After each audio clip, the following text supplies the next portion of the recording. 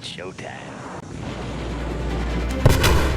In the world where critics roam, they take the movies to their throne. But we're here to break the mold. Media literate, behold. Every flick and every show, we dissect to let you know.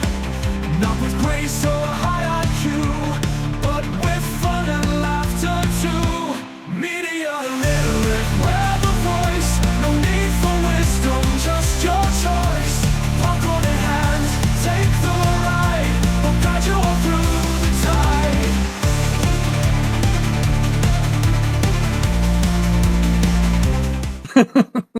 the Well, it's especially when they draw.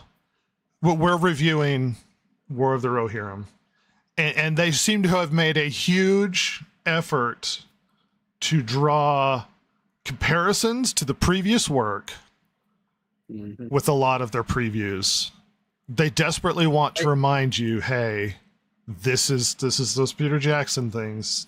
Remember these. Yeah, they're making an appeal to the fans of the Peter Jackson movies because they don't think this one, in my opinion, the reason they're doing that is because they don't feel that this one can stand on its own. It can't. And so, yeah. But regardless, it's so. I when I heard this was coming, I was excited for a few different reasons. Yeah. Love the Peter Jackson stuff. I'm an apologist for The Hobbit, which admittedly has problems. Yeah, I mean, I'm probably, of us three, I think you guys have watched I've only seen the first one or two. I hated them. Yeah, So. see? So I'm willing to give Peter Jackson a massive break. And to be fair, this is Peter Jackson producing. He didn't really. Yeah, he wasn't. He's not directly involved with it. Philippa Boyan, I don't know if she wrote the script, but I know she wrote the initial story and outline. And she's the one that did the scripts for Lord of the Rings and The Hobbit. So Oscar-winning, great job. Yeah. And so we're walking into this connected. And part of the reason why I was super excited about this is because we had Rings of Power. We had another venture into the Lord of the Rings Tolkien universe.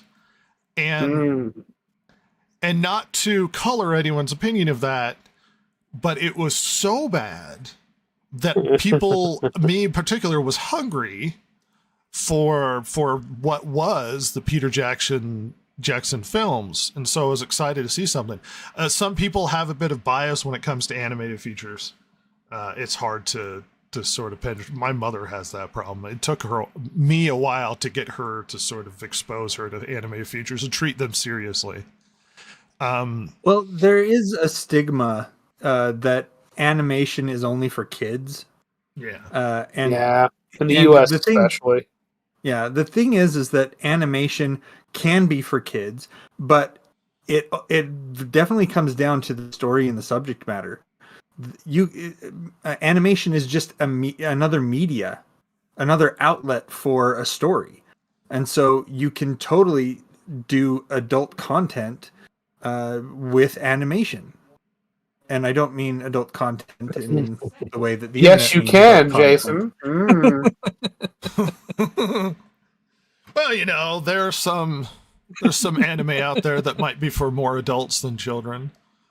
Maybe we're I think that does too much a degree calling it anime. What's that, Ross? Well, and I think that is a thing, at least in the States. Like, at least it feels like, because weirdly enough, talking about Mr. Bakshi, like animated stuff was either for kids, your Disney, your morning cartoons, Hanna-Barbera, whatever, and then or it was like weirdo pervert stuff like Fritz the Cat and stuff like that. And at least here, I mean, I can't speak for anywhere else, but like in the U.S., that's what I am very much millennial. That's what I remember growing up. Is like, well, it's either like really weird stuff you shouldn't watch, kid, or go ahead, like that's for you. That's little kid stuff. So it does have that mountain it must climb. Definitely. But especially leaning into the I say anime. Anime denotes sort of Japanese animation. They take it a bit more seriously. There's a style that tends to go along with it, as opposed to a Western style. And curiously enough, in this film, we get a Western-ish animated film stylized kind of like an Japanese anime. It has this weird. Well, wouldn't this be anime? I mean, all the names in it were either Japanese or Chinese in those animators companies. Would this be anime? The company is WB Animation, which is why I'm pulling it back towards the Western side of things.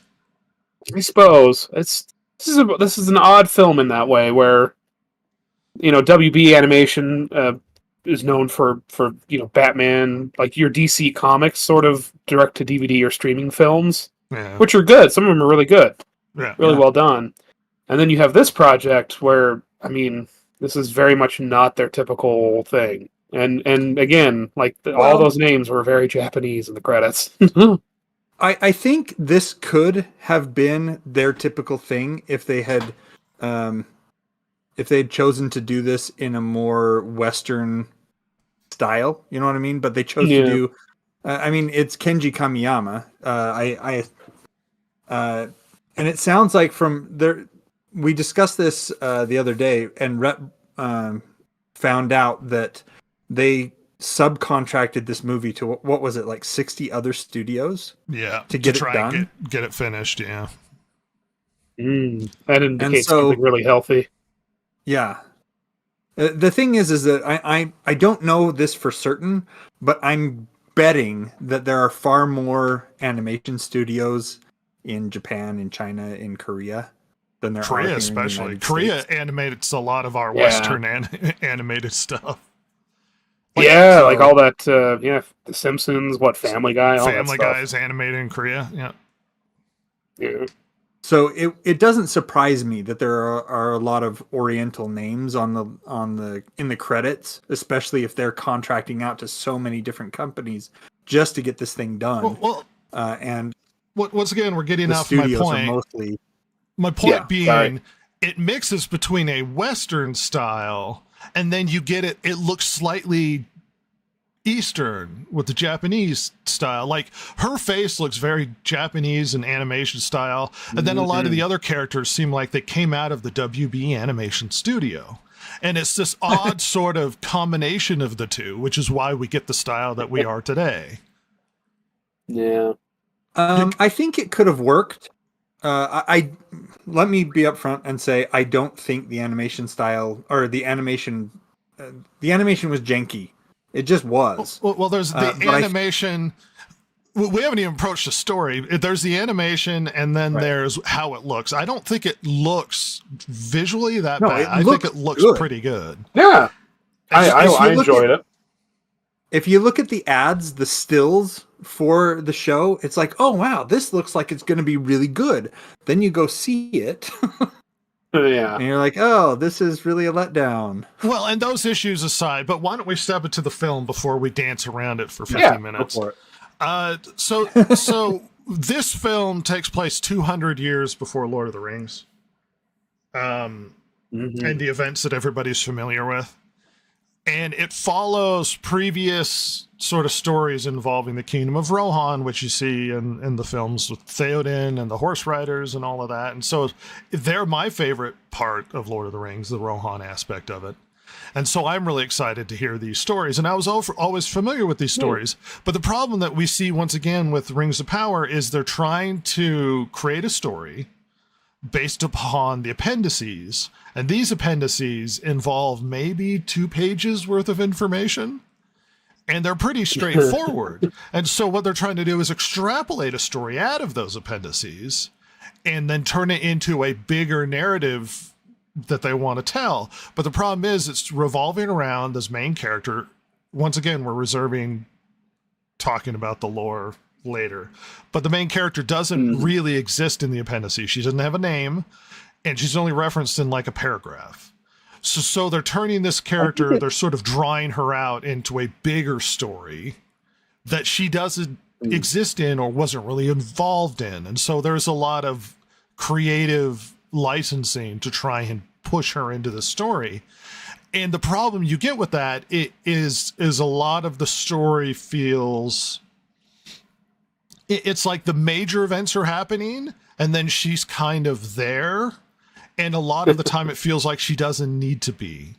But and by that I mean we'll talk about it, but essentially the film starts out with her talking to eagles, and once again there's no eagles in the book, but it's creating her to be this sort of rambunctious, independent girl who grew up with this very masculine father, and all she wants to do is ride and go out there and adventure and be on her own. And she doesn't want to do the traditional thing that the princess needs to do, is to marry off to help push forward their family line, to help progress the kingdom, which is kind of her job, shockingly.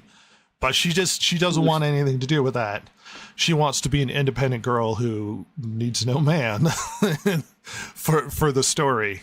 I don't know. How did you think she was portrayed? Because we got Galadriel in Rings of Power, who was really unlikable. Like she's not a great person. You don't like her character. You don't like her as a person. I didn't find Hera to be terribly unlikable. I suppose there were sort of gaps in her personality. She was fine. Yeah, she wasn't offensive. I mean, like, because like you said, Rings of Power Galadriel is, I mean, she's just a horrific person. Like, she's genuinely just so unlikable right from the outset. Whereas Hera, I mean, seems fine. Like, okay, I see how they're setting her up. Yeah, tomboy. Oh, she's wild. Oh, she's the feral child. Whatever. Okay, cool. But then... But she was never rude. She was never abrasive. She was never confrontational. She was never any of those things that Galadriel epitomized in in the Rings of Power. She was actually a decent, kind person. Would you have described her as wild throughout most of the film? Or feral? Not really, no. Yeah, I wouldn't either. Drooling at the mouth and biting other animals. Yeah, it's just like she likes to ride horses and... Well, it's like they want her to be this character, but she's not really that character, I guess. No. Because it's like those people you meet, they're like, I'm country, and they're not. No, they're not. they're not country. No. Well, I mean, they do depict her as being independent and wanting to do things for herself by herself. But they never made her. They never seemed to me to paint her as like a rebel. You know, it's not like she was having blow-ups against her father because her father was trying to put her in the box and you know, you don't put baby in the corner kind of thing. But that's my problem then, is she doesn't, like, there is how the characters describe her as, and there is how she is presented as. And you're not really showing, well, like, if you wanted to represent her, like, being this tough, outgoing, independent girl who's rough and rowdy and whatnot, it's more than just riding horses. She's out there, she's hunting, she's doing things. They're like, maybe a comment like, your dad can't keep you in the house, sort of thing. She's like, I feel more at home outside. But instead, it's a lot of her wistfully looking off into the distance and riding her horse, I guess. And they're like, you should go home. Like, there's less demonstration of who she is and more telling you that she's this person. Am I out of base on that? No, I think you're 100% right. Because really, her characterization, it's less so that she's wild and free, and it's more like she just won't grow up. It's more like a Peter Pan problem. Because, like, you have responsibilities, and it's not that she's like, no, I want my responsibilities to be just like the boys. It's like, no, I just don't want them. Can't I just stay here forever and not, you know, leave and do the thing I'm supposed to do? Yeah. Yeah, I think you are. Yeah, that's a good characterization right there. It's less of she wants to do her duty, she just doesn't want to do anything. Yeah, because I mean, if they wanted her to wanted to show her as this wild, you know, young woman who's, you know, ready to rumble and tumble and do all the things. There's like so many hokey scenes they could have done. They could have had her in a tavern drinking people under the table. They could have had her even do something like Faramir kind of stuff, like scouting and killing enemies of Rohan. No, No, she just wants to ride her horse out on the plains and throw meat to eagles, I guess. You're which is something a kid does. Well, you're absolutely right. They could have her like, I care about our kingdom and things are getting rough. She's out there trying to protect the borders, doing what she feels she can. Or maybe she's wrestling with the boys. They have a montage of her growing up or something like that. But instead, it's like they're trying to give her and perhaps this is intentional.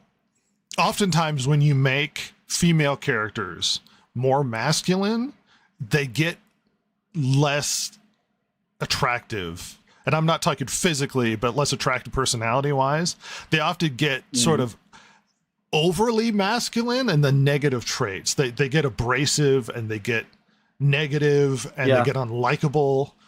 And she maintains the feminine aspect of her personality despite the fact that she's out riding and stuff. But there's not much more than that. It's almost like she has perpetual desire for freedom that no one's not granting her, which is a strange part of the story. Like no one's holding you at home or making you wear dresses. Like they could have done the cliche in the fantasy, like medieval aspect of like, she has to stay home and wear a dress, but she's throwing the dress off and running out the door and I'm going to go play with the dogs or do whatever. They didn't do any of that. Like Brave did this better, where they wanted her to stay at home and do the dress thing, but she was constantly running out, shooting her bow and stuff. This one, she's just kind of listlessly looking off into the distance. Like it's almost like the Disney movie, I wish I had more in this life sort of thing. Yeah. I wonder if they thought the line of like, well, why? What do you mean get changed? Well, you got to wear a dress to this thing. Like, oh, if they thought that covered that, and I wonder if they thought the flashbacks with her play fighting with Wolf. But that was later. Covered way later. Like that's the thing, like way later. So it's like a little bit odd because that's more meant to show her closeness with Wolf rather than she's so wild. Because I mean they're really little in those flashbacks. Like that's not weird. And how Wolf always fancied her, and she was always cold and awful to him. Yeah, and like how he like protected her, like because when she gives him that scar, like he tells her to go away so her dad doesn't freak out, or his dad doesn't freak out at her. Yeah. But the crux of the story revolves around this wedding with a character named Freka. Freka he's a Dunlandine, or however you pronounce it. He's in charge of these wild men that live in this area. And he shows up. There seems to already be set up this abrasiveness between him and the king and other people. He seems to be desiring of power, and he has a young son named Wolf, who he wants to marry the king's daughter. Now, in classic medieval sort of the primogenitor, how they pass on royal lines and stuff is through marriage, and connecting his son to the royal family with the daughter gets them closer to the throne, which he desires. I mean, he even marrying into the family wouldn't have guaranteed him the throne, then he could have manipulated things behind the scenes to kill off the two brothers and then make his son the king. Kind of thing. So to legitimize that was really his intention. Yeah. Which it feels like it's the crux of the story. His intention to sort of usurp the throne through marriage to get his family closer. That seems like the crux of everything that's going on. It seems like. And he shows up, and the king makes an offhand comment about, which is actually literally in the book, about how him being fat. And he gets angry, so they go outside to fight, and Helm Hammerhand, this is where he gets the name Hammerhand, hits him with one punch and kills him instantaneously. Just a beast of a man. In the movie, and once again, I keep skirting the talk about lore, but in the movie, he seems regretful. I didn't intend to do that. We were just having a fist fight to settle differences sort of thing. In the books, he really didn't regret anything. He was just like, this guy's an upstart, and I punched him and killed him. but we create this narrative where he kills the father Freka, and Wolf is very upset and then threatens to kill everybody. And he grabs him by the throat and he's going to choke him out.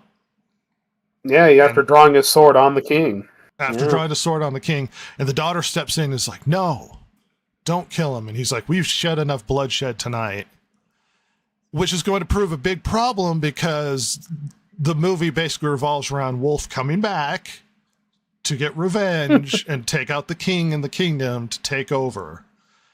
And maybe unfairly, but if she hadn't have intervened, none of this would have happened. Yeah.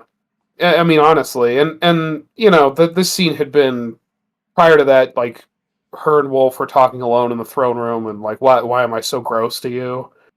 Essentially, and she's like, "No, I just don't want to marry anyone right now." And and like, she doesn't. It she isn't doesn't being broken up by her brother, but she doesn't say right now, which is a problem with her character. She says, "I don't want to marry anybody," which is a weird. Yeah. There's a weird modern sort of female perspective infecting itself into this movie, where this modern woman who doesn't want to marry a man who wants to have her own life is not really a thing that would exist.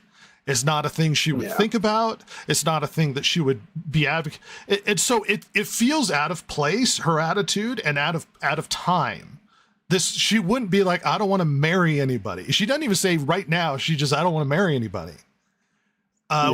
Which you get a resentful Wolf because he's spurned again because he's been simping over her for a while. And we get a movie about a simp trying to get close to a lady who doesn't want anything to do with him because she's focused on her career. Tale as old as time.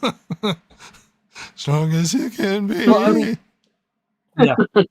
I mean, this could have been, and I'm glad it wasn't, but this could have been a Romeo and Juliet story where she did want to marry Wolf, but her father was going to marry her off to some prince of Gondor to further their alliances and everything. But you can tell from the attitude that Helm took to Freka even mentioning this that was never going to happen. And so, he was spurned once by the king and then again by his daughter.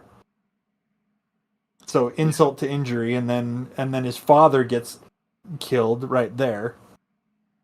Mm-hmm. And yeah, I mean, it's amazing that Helm didn't just kill him where he stood for drawing his sword on him. Yeah, in terms of this movie, he super should have done that. I mean, we would have had a film, but it would have fixed everybody's problem if he'd have done that. Like, if anything, the movie's telling me that mercy is a mistake, perhaps? Show no mercy. Coldly kill people who threaten to murder you. It would have been better if Wolf had just said, "I'm taking my father's body, I'm going to come back and I'm going to murder you all," and then walks out of the gate. Because at least then there's no reason right then and there for the king to have him killed as a rebel. Well, even if he still says, "I'm going to come back and murder you," the king would have been like, "Well, then I have to kill you. This is a problem." Yeah.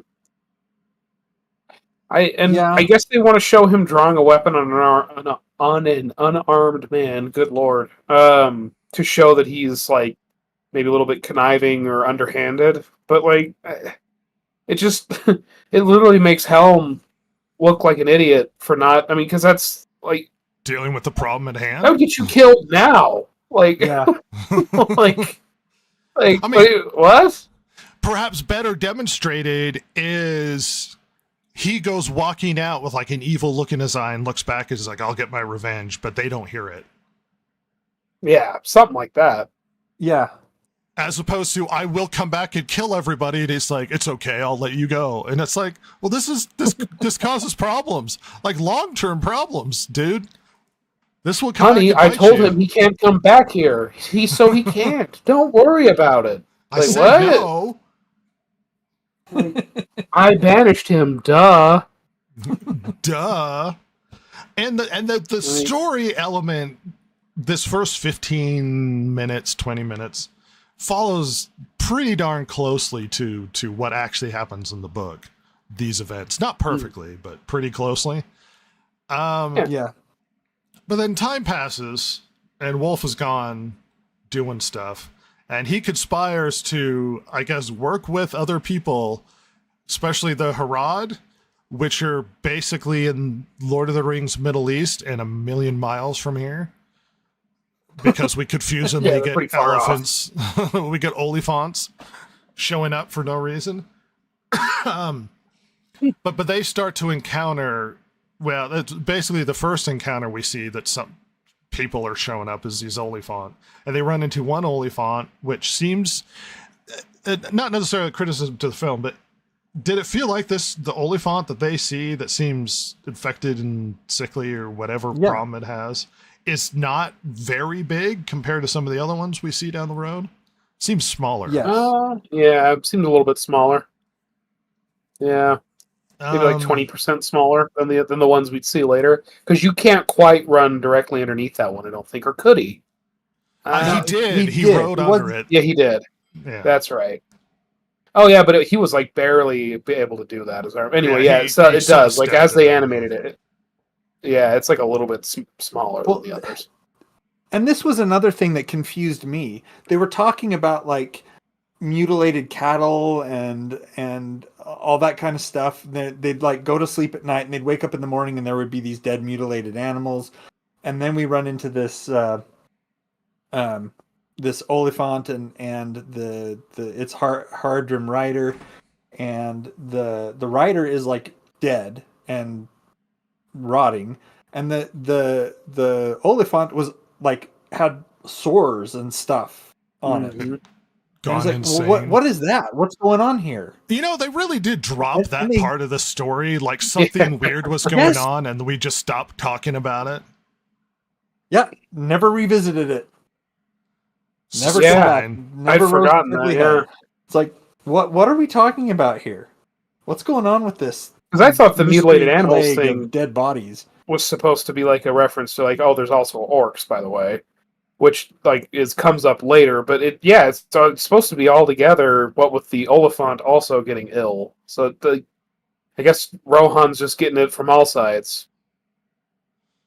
I suppose.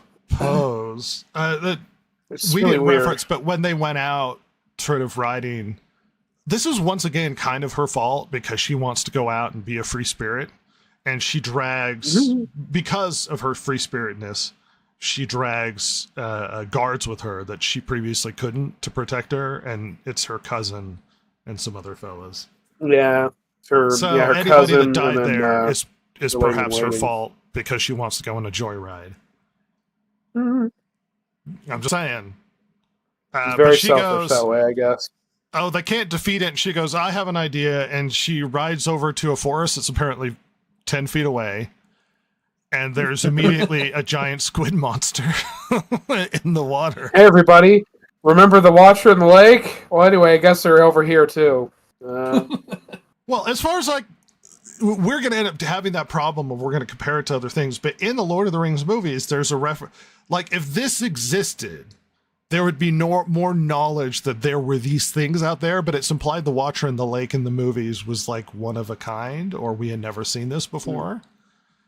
Mm-hmm. As opposed to, there's a few all over the place. Yeah. Be careful. Careful, they're in the lakes. Some of them look like islands, I guess. I heard somebody speculate camouflage is an island. But much like Nessie, maybe there's an underground like water tunnel, so it goes between lakes and rivers. I love that one personally. It's just the one guy. Your favorite theory? It's just the same one. Summers just and moves Rohan. around. Yeah, he's Summers and Rohan. I always like when people make up theories to help justify things when it's dumb and they don't explain it very well. Because it's just there. And here is perhaps my big, like, there are a lot of problems with this movie. Here's perhaps my biggest issue with these films. A lot of the things that happen and a lot of the things they say and a lot of the things they see are really just trying to reference the other movies to remind you that this is Lord of the Rings. As opposed to standing on its own as its own story, a lot of it is, we have to have Oliphants here because remember the Rohan riders fought Oliphants in the movies. There's no reason they should be there. They're like hundreds of miles from where they would come from. Why are there Oliphants here? Well, because they were in the movies. It's like, but why is there one of the squid monsters like the Watcher in the Lake? Because it was in the movie. Remember that? It was in the movie. It's like, okay. Well, how about the Eagles? Why would the Eagles be? Because they're in the movie. Like, what do you think? They have to be in this thing. Yeah. They're in the movie. Mm-hmm. Yeah, I mean, about the only thing that, I mean, I guess they're technically in the movies, but very, very, very briefly, is like the Dunlendings themselves, like the Wildmen. They're like the only thing that they use that isn't extensively used, or like you see the most of in the other films. In the extended version, there's more of the Dunlendings, but yeah, you're still right. They're very limited. Yeah. And it's just everything in this movie's like that. Well, right. They constantly rehash lines from the movies, which I am flipping sick of. I'm so disgusted when they keep reusing lines. Like, that line was broken. Or it's like, just write your own thing. Or even the use of a narrator, even though it's not... forget the actress's name, the actress that played Galadriel in the films, it's the Éowyn, the gal that plays Éowyn. Yeah. Like, but even the use of that, I mean, that's completely just such a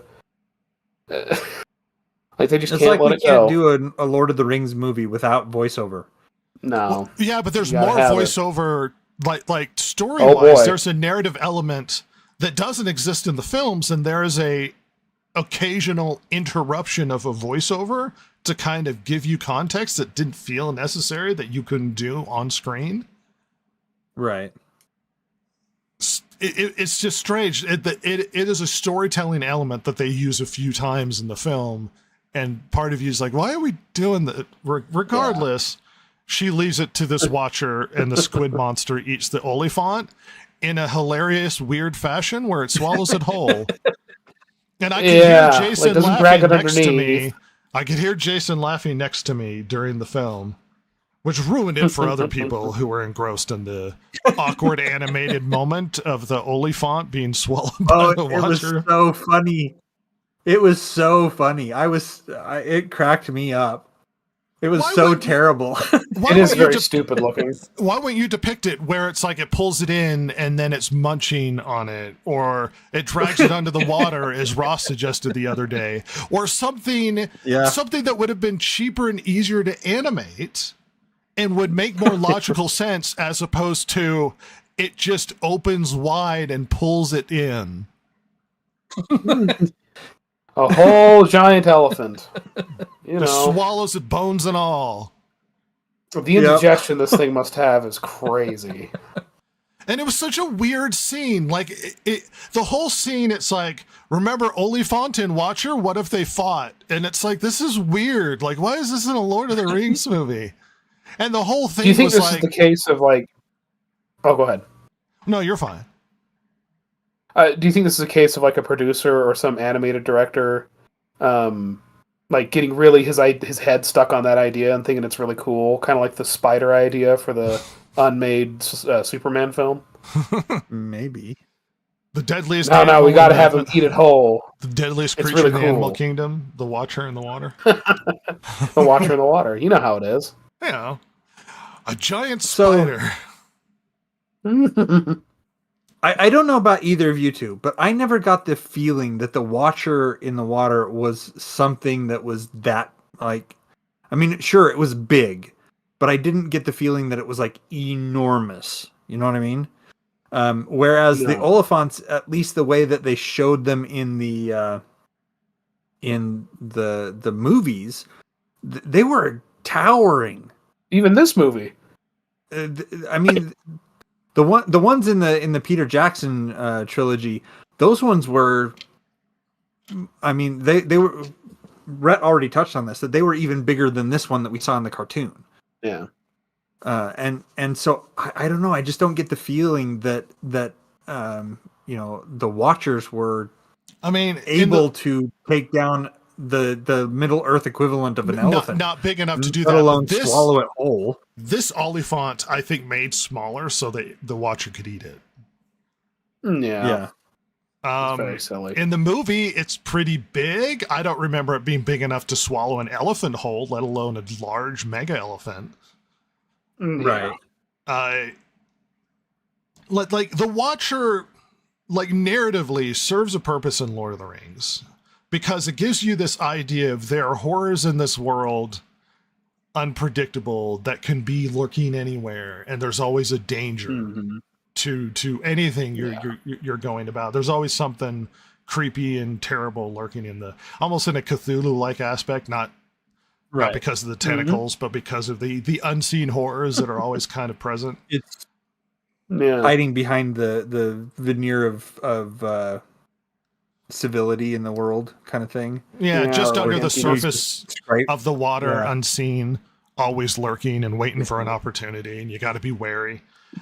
Which is a fascinating sort of narrative role it plays in the movies. It encourages this idea that there are horrors in the world. In this movie, the Watcher is there because, remember, there was a Watcher in the other movies? Yeah. Remember? How do we're going to have our protagonists, we're going to have them run into an Oliphant. How do we get them out of that situation? Yeah. Oh, you know what would work? Yeah. It would have been a better thing if they'd let it to, it was enraged, it was suffering, it was chasing after them. It would have been better if they'd run it, if they'd let it run off a cliff in its madness. But that's what I thought they were going to do. I was expecting tree ants, if I'm being honest. Yeah. Same here. When you're into the woods, I'm like, oh, it's going to be ants. Oh, okay. And I would have been fine with that. It would have been another reference, but the Watcher in the Water was more awkward. I would have been more okay with the random creature that we don't go in the forest because there's weird monsters there. And then just shrug and move on. As opposed to like, why is this here? It's confusing as here. I don't understand. Leading it to a giant spider or a nest of giant spiders? Yeah, even that. But it's like horrors buried deep in the ground somehow came up and is living in this lake in the mountains. Why is it in a lake in a forest? Yeah. Because that's why the Watcher's up there. It's some secret horror that lives in the bowels of the mountains that has worked its way up to living in this lake. Why is it in a forest? A beautiful sunny glen. A glen, precisely. A lovely lake, a lovely, beautiful, sunny. Oh, it's picturesque. Yeah, I don't know. To step back from the narrative of us discussing this film, is it possible to be too nitpicky about the details and not just embrace the story? Is this an element of what we're doing now, or is it possible that this is an issue that we would enjoy this movie more if we had been more willing to embrace the gloss over the silliness? The thing is that you can be too nitpicky about things. You can definitely get so far into the criticisms of something that you're not enjoying it. The thing is that something like this, where you have the Watcher that is tied already to something in the lore, and that's part of the problem. Like you said, if this had been just some random monster that lived in the woods and it wasn't actually a Watcher, and they literally reference it as a Watcher. They don't call it anything else. The dude shows up and he's like, oh, there's a Watcher. I never thought I'd see one. Something of that nature. Mm-hmm. If it had been like some sort of dragonish thing, or a troll, or a nest of giant spiders, or anything else, then I don't think we would have had a problem with this. This would have just been, they knew there was this monster there. They're leading the enraged Oliphant to it. They're going to let it battle it out. But because it was a Watcher, and we know the context of the Watcher and where it came from, that's where this becomes a valid criticism. It's like, why did you put a Watcher there? It makes no sense. But let me detract you. A normie who just knows the movies doesn't understand that it's weird. That's true. And Ross, who's more of a normie, not that you haven't already been affected by this conversation, who is already a normie, how did you see it showing up? If you divest yourself from any other complaints for people who might know the lore, is it weird, or is it just like, oh, it's one of those things, I guess? Well, I'm going to be honest. As someone who's not read the books, other than The Hobbit, I always assumed when I was younger, a young teenager, watching the Peter Jackson trilogy and seeing the Watcher, my assumption was that it was a dwarven security system that got out of hand now that they were gone. Oh, interesting. That was my assumption. So, and the thing is, with trolls are shown in this universe, in this world of Middle Earth, to kind of be around in forests or hilly mountainous places. Spiders are a common thing that we deal with as humans, but now there's giant ones in this world of Middle Earth. So, running into them in these places would make more sense. But squid monsters aren't known, even squid aren't known to exist in alpine lakes in the real world. So it came off as a very special, very odd thing that whatever this was that attacked the Fellowship. That it's weird to see it in a subalpine, beautiful forested lake. It would have felt a little odd to me again, and I've not read the appendices, the trilogy, none of that stuff. Silmarillion, Book of Lost Tales, never read them. Okay, don't know anything about them other than that. Other than that's where the books these movies came from. That's fair. I think. So we call it the Watcher. That's what it's called in the books. In the movies, they gave it no name. And the reason why they call it the Watcher is they don't have a name for it. It's just the Watcher in the lake because it's weird. It's a horror monster no one's seen before. So they just it's the Watcher in the lake. There's no name for it. It's interesting to get that perspective because I presuppose that part of the problem is that we're like, well, why is the Watcher here? Whereas Ross is like, I don't know, it's a squid monster in the thing, but I think it's fair to say that it probably seemed unique for the movie, and it would have been odd to see it in other settings. Yeah, to me. Yeah, one thing that Ross said that I picked up on, he says, the trolls, we kind of know from the movies and things where to find trolls. We've run into giant spiders in the woods before, so it wouldn't be out of place to see a troll or a giant spider or something of that nature. But this weird squid monster, I mean, spiders would have probably been more natural. Just have a bunch of spiders show up and kill the thing. Well, and here, spiders live in the woods in our world, so why not? Here's a problem that's created by the film. Oliphants that wouldn't be here are fighting a creature that shouldn't exist. Yeah. This is a problem that they created and then had to solve with a weirder problem. Yeah.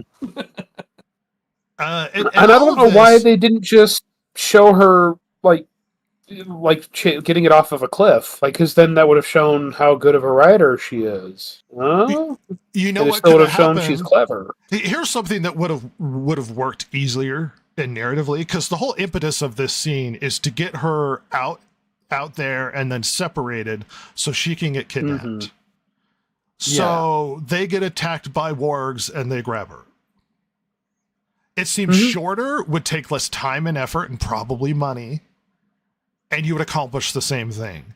But they're going, but Oliphants need to be in the movie because they were in the Lord of the Rings movies everybody remembers. And it seems like an unnecessary problem you created for yourself. It would just been there's some wolves. She gets grabbed and separated, and then that's it. She's kidnapped. We created this whole maybe they felt issue. They needed Oliphants at the attack on Edoras to feel more epic, I guess. Thing is, because I'm sitting here thinking, if I was writing this story, how would I write this? Because the whole thing is they get betrayed and a little bit outmaneuvered. but like you could have just done that with dudes on horses. Yeah. Like you didn't need anything crazy. Like I don't know. It is very odd, but they needed that member berry. They needed that little look. The reason why it's weird with the Oliphants, as well as a bunch of other stuff, and how contextually this doesn't make sense, is if I were the king in Paris, right? And I'm being attacked by Vikings. Paris is being attacked by Vikings. And I'm looking out over the battlements, and I see an elephant, and I was like, what the hell is that doing there? How did they drag it all the way from Africa to here? I don't understand. Yeah. It's weird. With none of my allies warning me. Well, that's the weird part. They would have had to gotten past Gondor, which wasn't weak and ineffective at this time. Not they would have as, had to snuck it back. Ecthelion would have been in charge. Well, no, this is older than Ecthelion because Denethor isn't that old. Anyway, one of the greater, stewards of Gondor would have been around. They have like rangers and patrols and watchtowers to prevent things from getting out of Mordor. They wouldn't have seen ginormous elephants walking around, somehow making it past Gondor into Rohan. It's really weird. Oh, and what was weird in the movie, they're like, they're just mercenaries on our border. And it's like, does that not concern you? Like, what do you... Like, what is this? Is this like 16th century, like the lowlands of Europe? Like, that should be really concerning. Like, this isn't the 30-year war. Like, theoretically, you're at peace with your human bros. Like, well, yeah, why are there mercenaries hanging around? What the hell's going on? Like, that should be really concerning to any normal country. Like, well, they get she gets kidnapped. She gets kidnapped in the forest because they happen to also be in the forest or follow her. Yeah, it's not just clear. happen to be there. And my favorite, they're just there. My favorite thing is he walks up behind her and puts a loose bag over her head. Doesn't tie her hands and just puts her over his shoulder. And I was like, it's such a loose bag that it would either fall off or she could take it off because her hands are free. Close enough. There's no drawstring for this bag. Is this nitpicky? It seemed weird because it was just here, a loose bag. It's like if I walked over and put a paper bag on your head, Ross, you'd be like, I'm take it off. Well, and all they'd have to do is like show them tie her hands behind her back, and it's like, well, all right, there you go, done. Yeah, she can't take it off now. They didn't do that. They just he just hoisted her onto his shoulder and walked off the screen. Mm-hmm. And in the next scene we get, she's unconscious, lying on the floor with a bag still on her head. Yeah, that's It didn't even show them knock her out. Should she just get sleepy on the walk over and then fall asleep with the bag on her head? Made no effort to struggle or get it off. I thought she was supposed to be She's like one of those wild woman. She didn't struggle to get the loose bag off of her head with no drawstring on it. No, she's like a bird of prey. You put one of those hoods on and they fall asleep. Yeah, It gets confused. Yeah, gets real sleepy. Yeah. You put the cloth over the cage and it's like, oh, it's nighttime now. I guess it's time to go to bed. Oh, boy, the sun went down quick today, huh? Weird. Anyway. I guess it explains the connection she has with the eagles. Yeah. Yeah, she's part bird, turns out. Turns out her dad boned a bird. Her dad boned a bird lady. Bird woman. Famous bird woman. And so we get this side distraction where basically this whole thing is set up so that she can interact with Wolf one-on-one and rebuff him again. Yet again. Yeah. Well, I mean, you do number you do 2 learn for some her, number things 3 total. Like he's coming or he has designs on attacking Rohan. Yeah, it's the James Bond sort of, let me tell you my plan sitch, But it also serves the purpose of, this could all stop if you married me. And she's like, if I have to. And he's like, well, you don't want to. I don't want to. Like, he even has that, like, well, you don't want to do it. You're just gross. You're grossed out by me. Yeah, is it so gross? You gotta, like, know all the stipulations? Like, good Lord, woman. Well, and this is one of those elements in the film that happens multiple times where because the movie has this element where it keeps bringing up choice and her ability to choose, and implies that she has no choice, even though there's no indication that any choices get taken away from her in any way whatsoever. So I'm confused as to what they're talking about when she doesn't have choice and isn't given the ability to choose. But if you watch it, she's given multiple occasions where she can choose to end all of the violence and chooses not to. She could have married him when the proposition went forward the first time. She could have married him now when she's being captured and then Wolf is monologuing about his secret plans to destroy Rohan. She could have married him then and then stopped every event from happening. There are multiple times when this character could intervene in the events of the story and prevent mass death and destruction, and she chooses not to. Yeah. Yeah. And we know from the story, from watching it, that she was the one that made those decisions. It wasn't like she's hemming and hawing and somebody, like she's like, maybe I won't, maybe. And then she gets rescued. And so that takes it off the table. It's no, she tells him, right. She basically says, I'll do it if I absolutely have to, but you need to promise me some things. And he's like, you don't really want to do this. Yeah, and it's like, again, if somebody was like making these decisions for her, I mean, I guess a little bit where he says like where Helm is like, yeah, well, she's gonna marry somebody, but it's not you. Like that's the most we get, but she doesn't even really like argue with him that much about it. This movie suffers from like she's neither fish nor fowl. She's neither the good obedient daughter like you would expect, but she's also not crazy and wild enough for this to be like that kind of a story. So it's just well, and it feels like, and it's reinforced down the road, that the original intent of this movie was to write a story about this girl who was going to be married off against her will because of this medieval practice of marrying your daughters to other people to secure alliances or secure potential the kingdom and that sort of thing, and that she was rejecting that, much like a Brave thing, which we've already seen before, or any other medieval princess show where I have to marry this prince but I don't want to, or whatever. So it feels like that was the intent of the movie, and that was kind of pulled out of it. But we see remnants of her talking about how she doesn't have her ability to choose, she can't choose, when there's nothing in the movie that suggests that she's not given any way to choose whatsoever. Nothing suggests that she can't choose. She is the freest person in this kingdom. She has responsibility as a princess, and nothing is demanded of her. No, not really. They ask nothing of her. She lives a life of leisure. She doesn't have to labor for her own life like the people do. She lives a life of leisure where she can just indulge her every fantasy and could go out and ride and chase eagles and whatnot, while the poor people in your kingdom are starving to death, like scratching food out of the ground. And she's miffed that she feels she doesn't have choices in her life when no one's taken them from her. What is this film?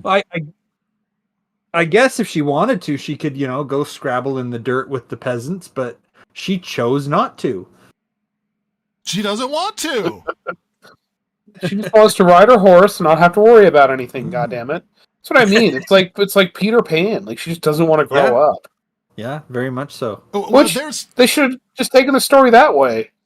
Well, this would have been better. This is a female fantasy movie. And by that, I mean, there was a study done a while back where they asked sort of like the ultimate sort of fantasy that men have and women have. And apparently men fantasize about seeing themselves as heroic figures, maybe sacrificing themselves for other people because it's ingrained in us to be protectors and that sort of thing.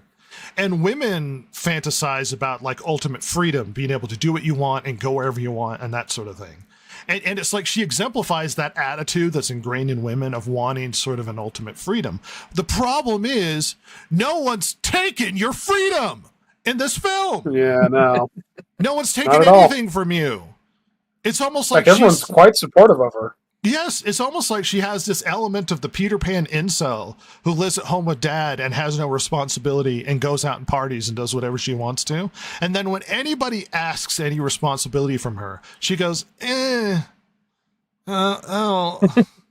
But nobody really asks any responsibility from her is the stupid part.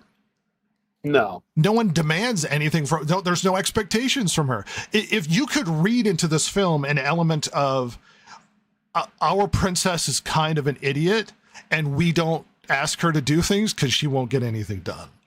Despite the fact that the film spends all of its time reassuring and empowering her, where everybody constantly is reminding her about how she's the best writer, she's the toughest, she's the smartest, she's the best leader, she can lead us all, she can overcome everything. There's a lot of affirmation, like self-affirmation in this movie, where everybody's constantly trying to reassure her that she's amazing when there's been nothing to indicate that she's anything of the sort, that she's accomplished anything, that she's smarter than anybody. In a kingdom of warriors and horse riders, she's somehow the fastest?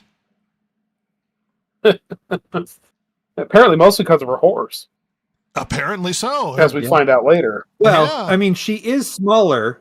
It's kind of the jockey thing there. Oh, she's smaller sure. than the men, so the horse can run faster. Yeah, I guess that's fair. I Her guess little that's twink fair. brother didn't get the good horse, though, so... No, you know, and that might give a problem for her.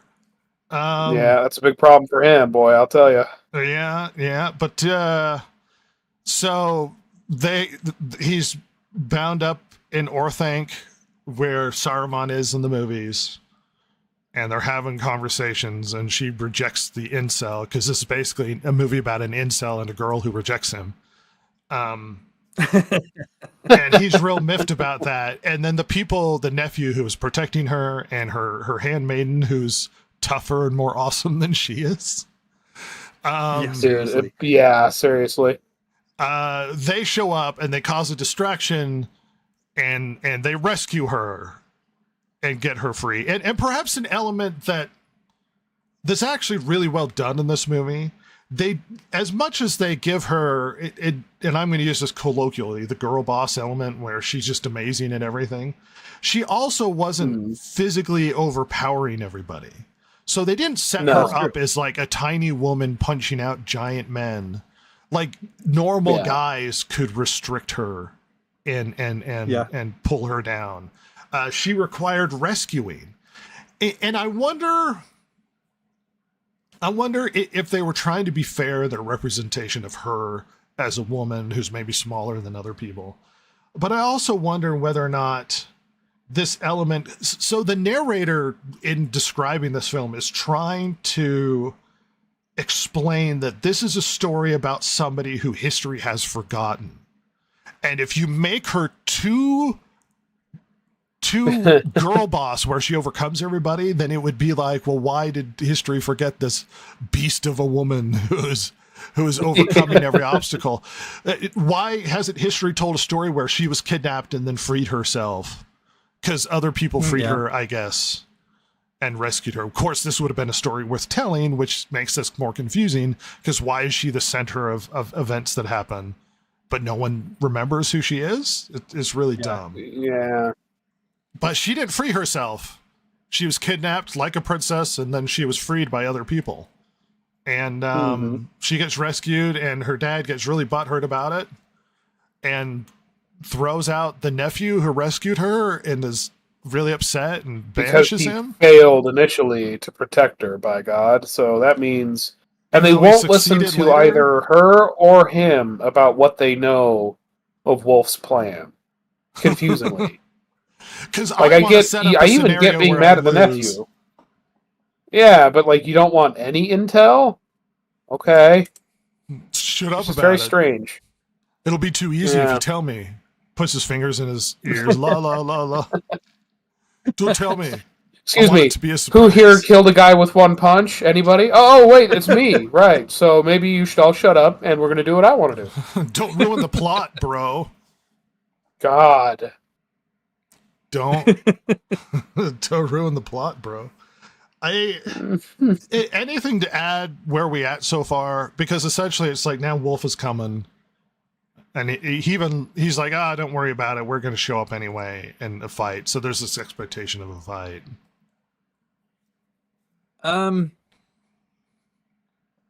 I can't think of anything right now. I mean, I think we've covered most of the things that we saw as flaws.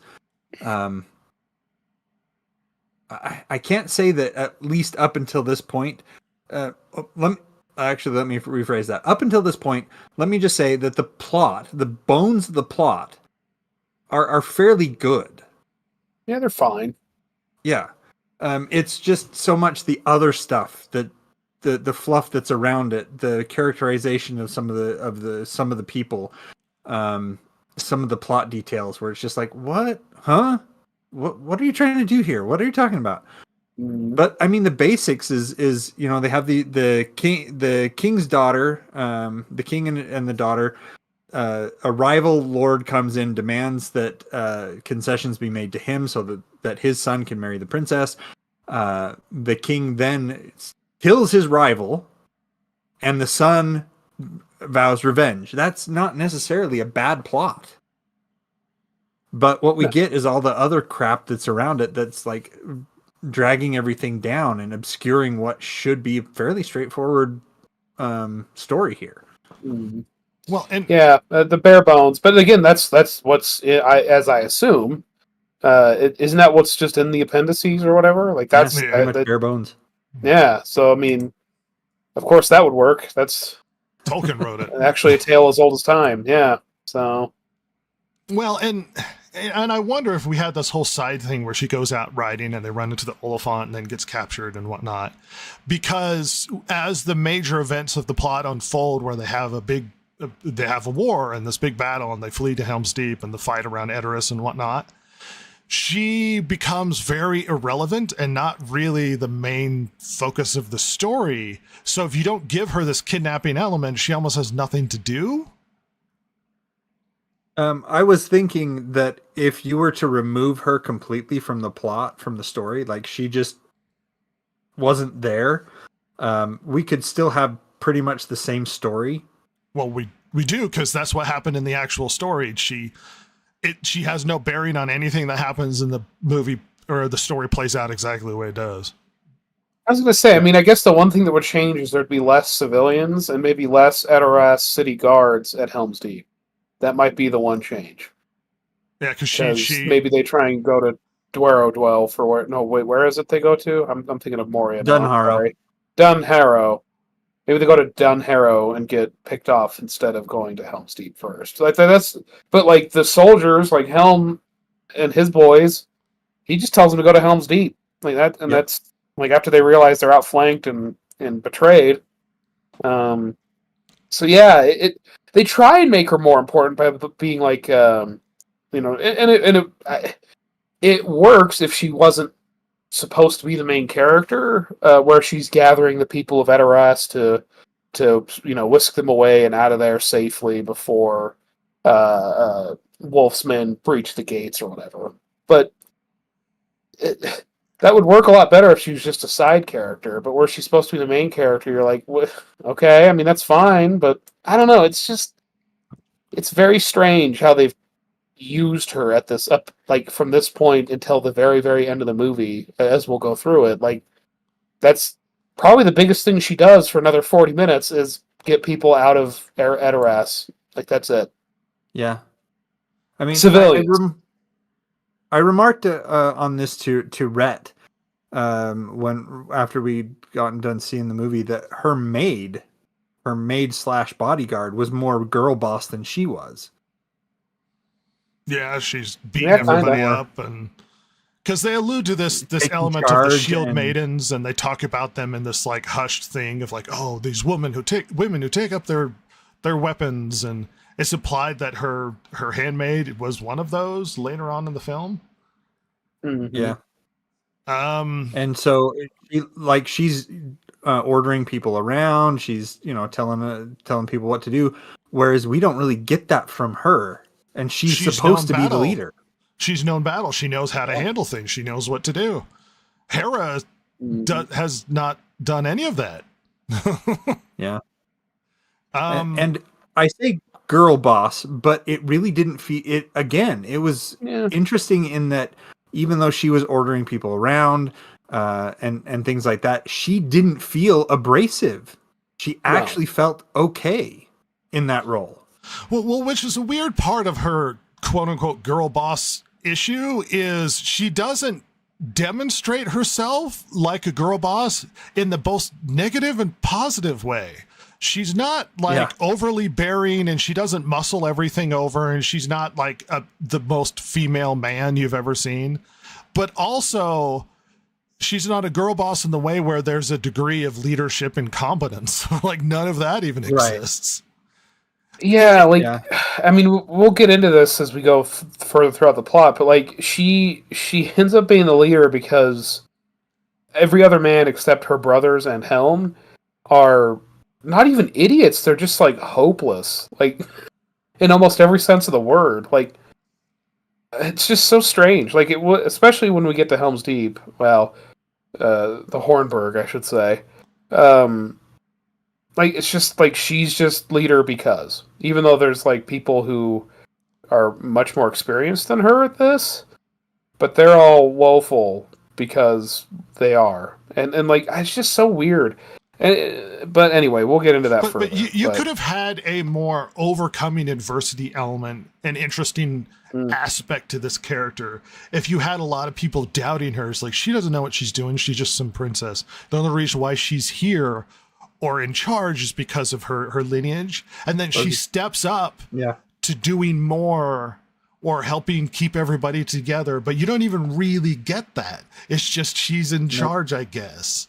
But before we put the cart before the horse, we have a big battle outside of Edoras, and Helma's having this big fight, and they outflank Edoras, and they attack the city, and she basically evacuates everybody and gets the word out that we need to flee. And so when they attack Edoras with the giant elephants, which seem to have a sole purpose of being cool for the battle, I guess. And was anybody else confused why she set the gate on fire? Well, yes and no. They did at one point, one of the Haradrim says that the elephants are afraid of the fire, and so they wouldn't actually go through the wall. Yeah, that's true. It really doesn't make any sense because there was one Oliphant that actually just pushed a wall over to get into the city. So, I mean, I guess it made it a little more difficult because that one way into the city was on fire, and so you had to go around the side.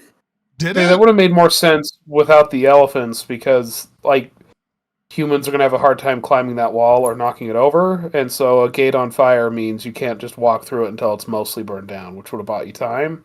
But they have giant elephants, non-woolly, woolly mammoths that can just apparently knock the wall over. Now, granted, maybe she didn't know that, but, understand that they could just knock the wall over. It's just, I don't know. Like, do anything. No, not really. It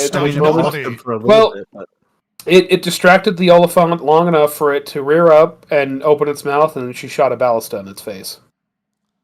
So, she timed that perfectly. She knew exactly how that would happen. And again, excuse me, this is a problem I have with later battle scenes, by the way, is if they would have showed her using okay, we're going to use this as a distraction so we can, ambush the Oliphants, or at least the riders, that would have been, but it's just her. It's just her using the ballast. Like, what if you missed? Yeah. Guess you're dead. I don't know. Like, if there would have been, 5 or 10 guys with her with bows, shooting at them, distraction to ambush them. But, man, she was really sure of her shooting with that ballista. Well, it'd be one thing miss. If the fire spreads to all of the walls, and all of the walls are on fire, and so the elephants are too afraid to get in. But it just kind of sets the gate on fire, and then they just kind of go around. So it's like, well, but at the same time, do you really want to light the entire wall on the entire defensive wall on fire? Well, they seem to not care. Like at that point, especially if the place is under attack and there's nobody to defend it. I mean, what are you gonna do? Yes, that's true.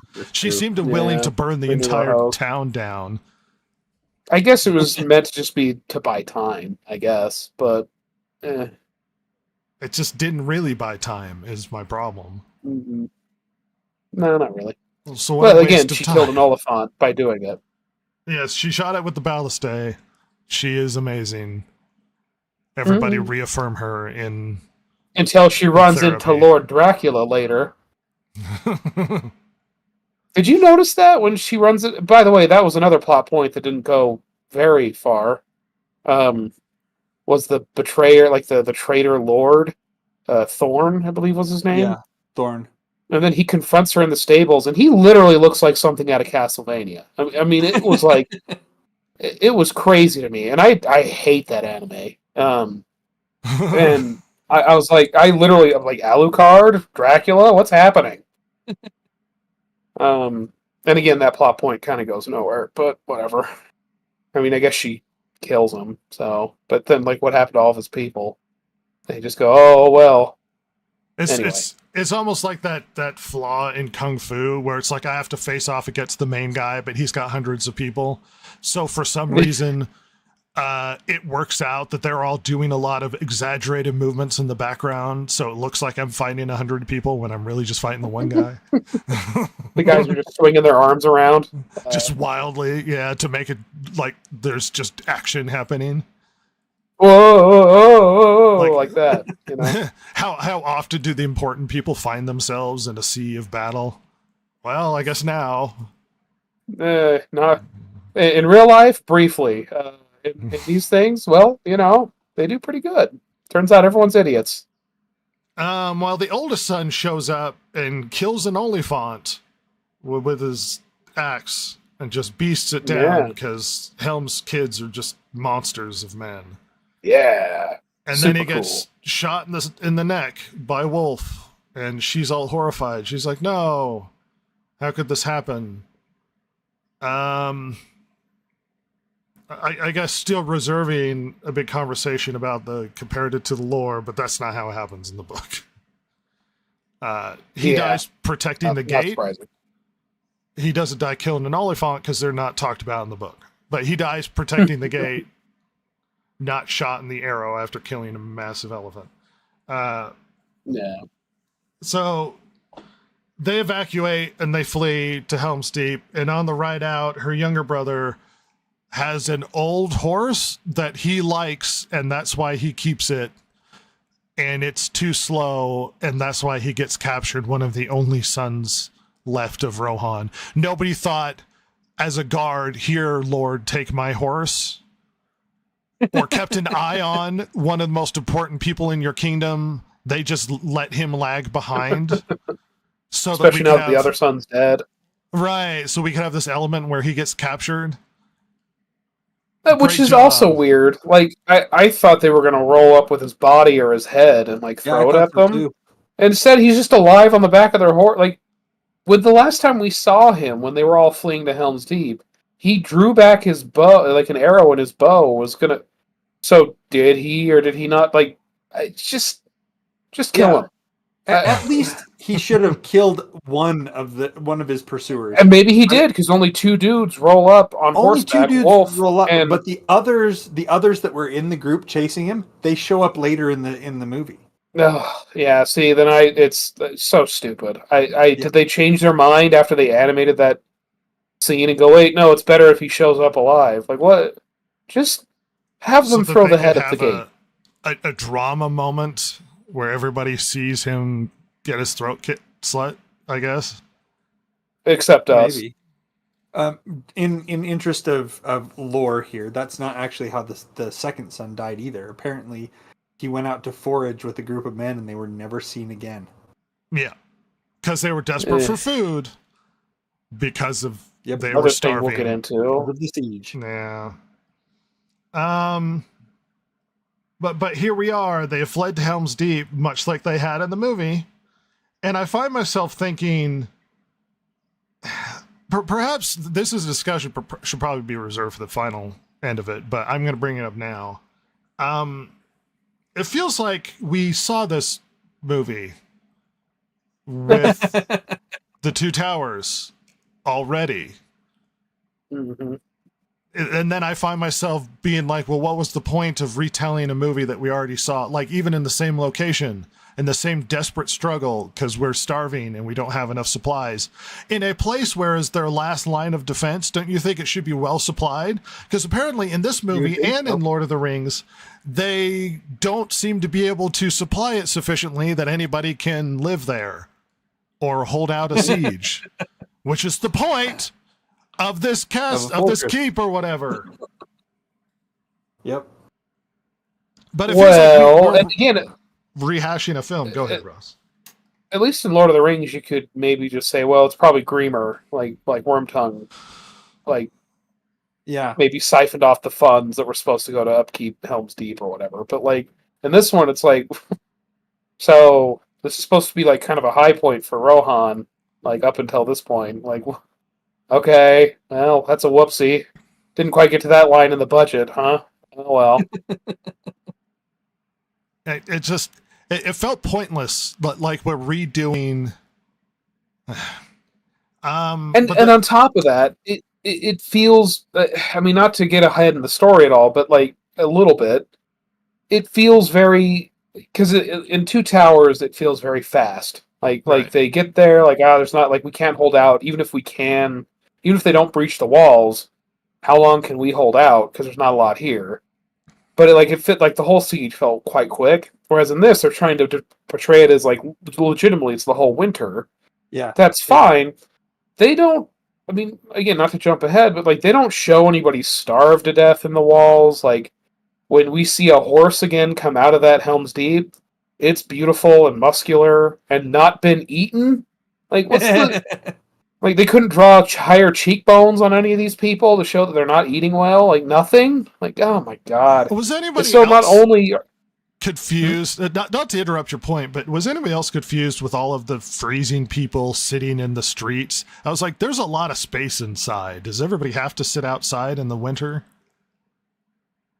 Well, yeah. That's like, was that outside or was it supposed to be inside that they were showing? Well, I don't know. of outside the keep where they're sitting on the staircase and stuff, because that's what we saw in Two Towers, so they have to recreate that. Oh god. Yeah, that's literally why. But it's like, there's room inside the Great Hall. They couldn't fill that up with people? Yeah. Instead, we're all just going to sit outside and die frozen to the stairs? I want to have a really cinematic death, all right? And to your point, they could have had a slight montage of like the storehouse shrinking to give you a idea of time and how things are becoming more dire. Yeah, and they kind of do that with the firewood, but not super well. And again, no, they tell you that, again, the narrator comes in and tells you there was suffering and cold and all this stuff. They don't show it very well. Like, they'll show the other side when we get to that point. We'll talk about it. But like, they don't show the people within the walls of the Hornburg like starving to death or freezing in the middle of the night. None of that. And if they wanted to have it be more impactful and at least a little different than the movie Two Towers, they could have done that and have it be a little bit more impactful. But they didn't. No point in doing that. Well, there's a lot of tell don't show in this. There's a lot of she is amazing and the greatest leader, but they don't show that she's amazing and the greatest leader. They don't demonstrate these things. No. By the way, Helm gets shot a bunch, and he's sort of bedridden, and they're like, his wounds are healed, but his feelings aren't, I guess, because he's real sad. His fifis are really hurt. He's got real sad. He's got real sad, and it's infirmed him in his bed. Helm's going through depression. They should have had that moment when Hera comes in and she's like, "You want to talk about it?" And he rolls over like away from her, and he's like, "No." Quick, get him the SSRIs. For the love of God, we got to balance him out. He's useless to us. Well, I mean, and he's in bed, being sad, And there's a lot of listless, like, we don't know what to do. I mean, we didn't address, I'm going to address it really quickly, but it wasn't really that big a deal. Is when they went to the battle, it's implied that part of the reason why they lost is one of their lords betrayed them and didn't show up on their flank. Yeah. And he ends up kind of being around later and getting his comeuppance. But it's not, I mean, it's like, you could just write they lost. You don't have to have this betrayal moment like they're trying to recreate the Braveheart thing. And his loss, I mean, his comeuppance is like immediate because he gets pitchforked by Hera. Yeah. Yeah. He got killed by a teenage girl. At least I assume she's teenage. You loser. At any rate. What a dork.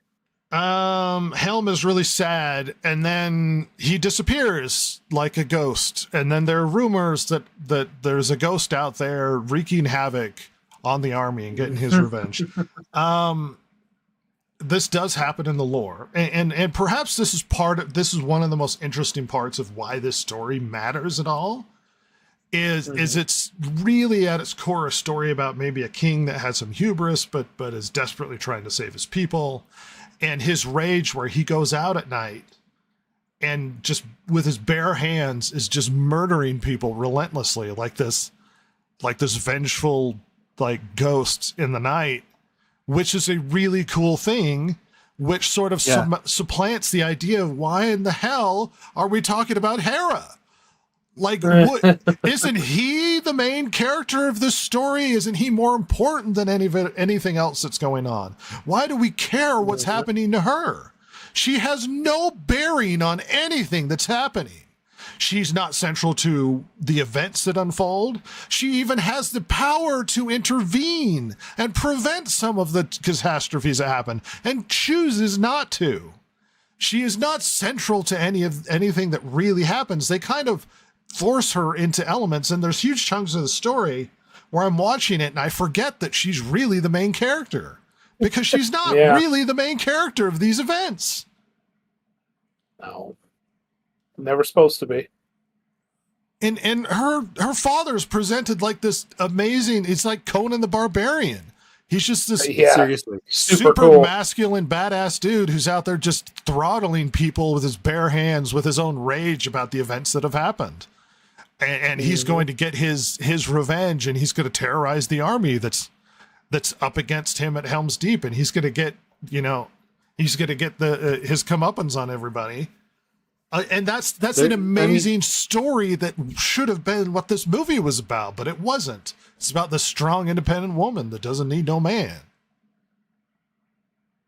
Yeah, one of the things that this part in the story where he's going out and killing the enemy soldiers at night, they start calling it the Wraith of King Helm, because they're thinking that his ghost is now going out at night, and they hear 2 calls from the horn, and then their comrades are killed, and they wake up the next morning and there's a bunch of dead people, and it's that horror element that gets introduced right there into the story, and it really makes for just another reason why Helm Hammerhand is, like you said, he's such a badass. This is the reason for it. That he does this, that he goes out and he exacts revenge on these people himself with his bare hands.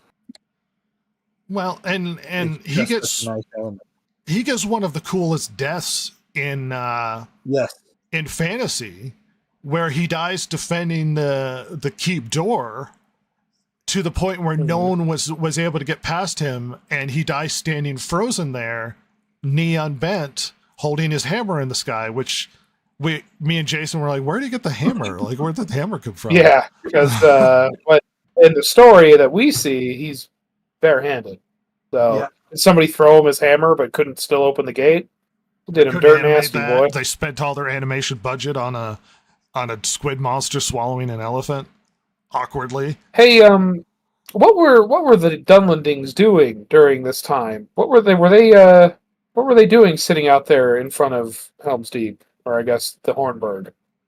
Building a siege tower? tower. Hey, you know what would have been really handy for Helm to do while he was sitting there tearing men apart limb from limb? damaging the Burn siege down tower. their siege tower. Yeah, just pick up a torch. You know. Boy, that was a mistake, huh?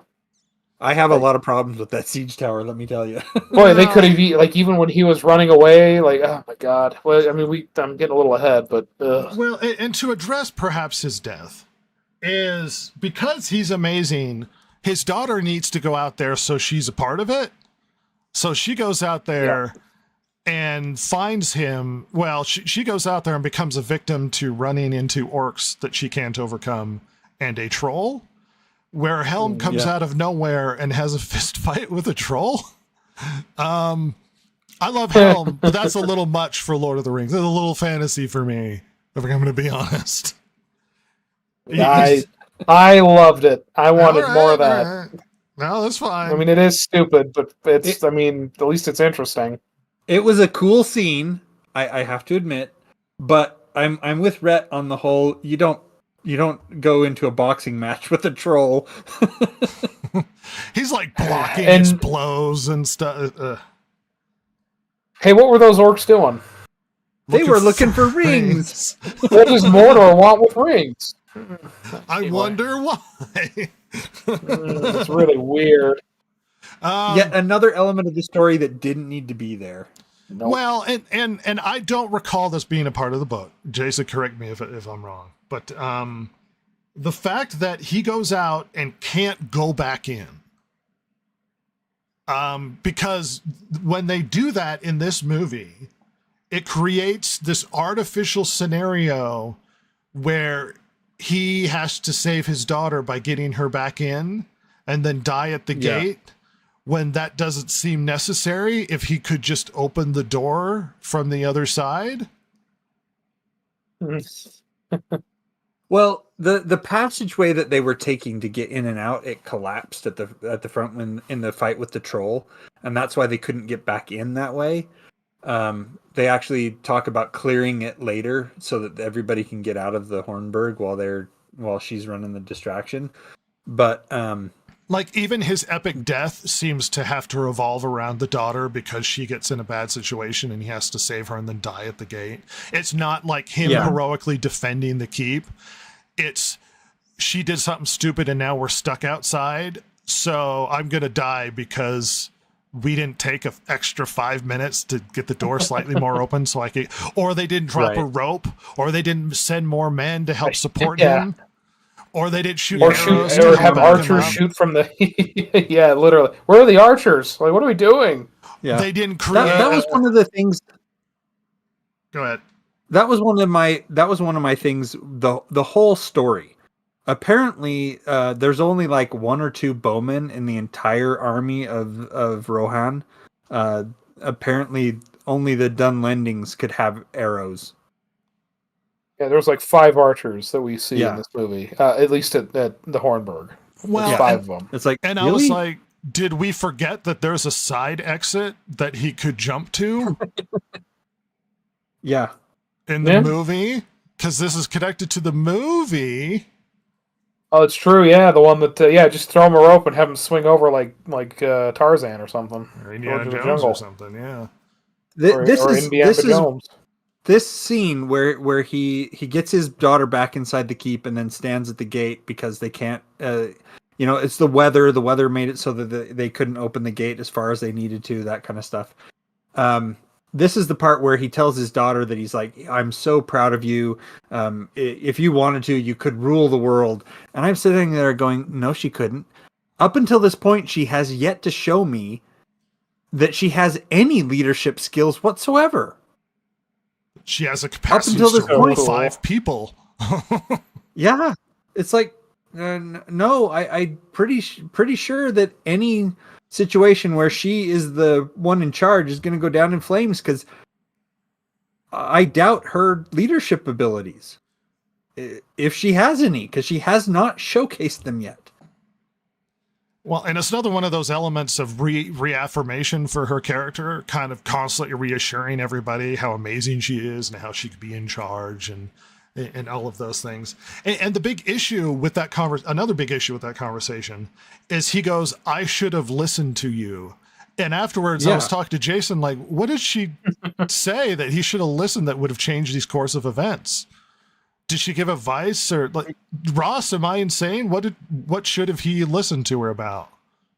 Well, that's the problem. It shouldn't have been, I should have listened to you.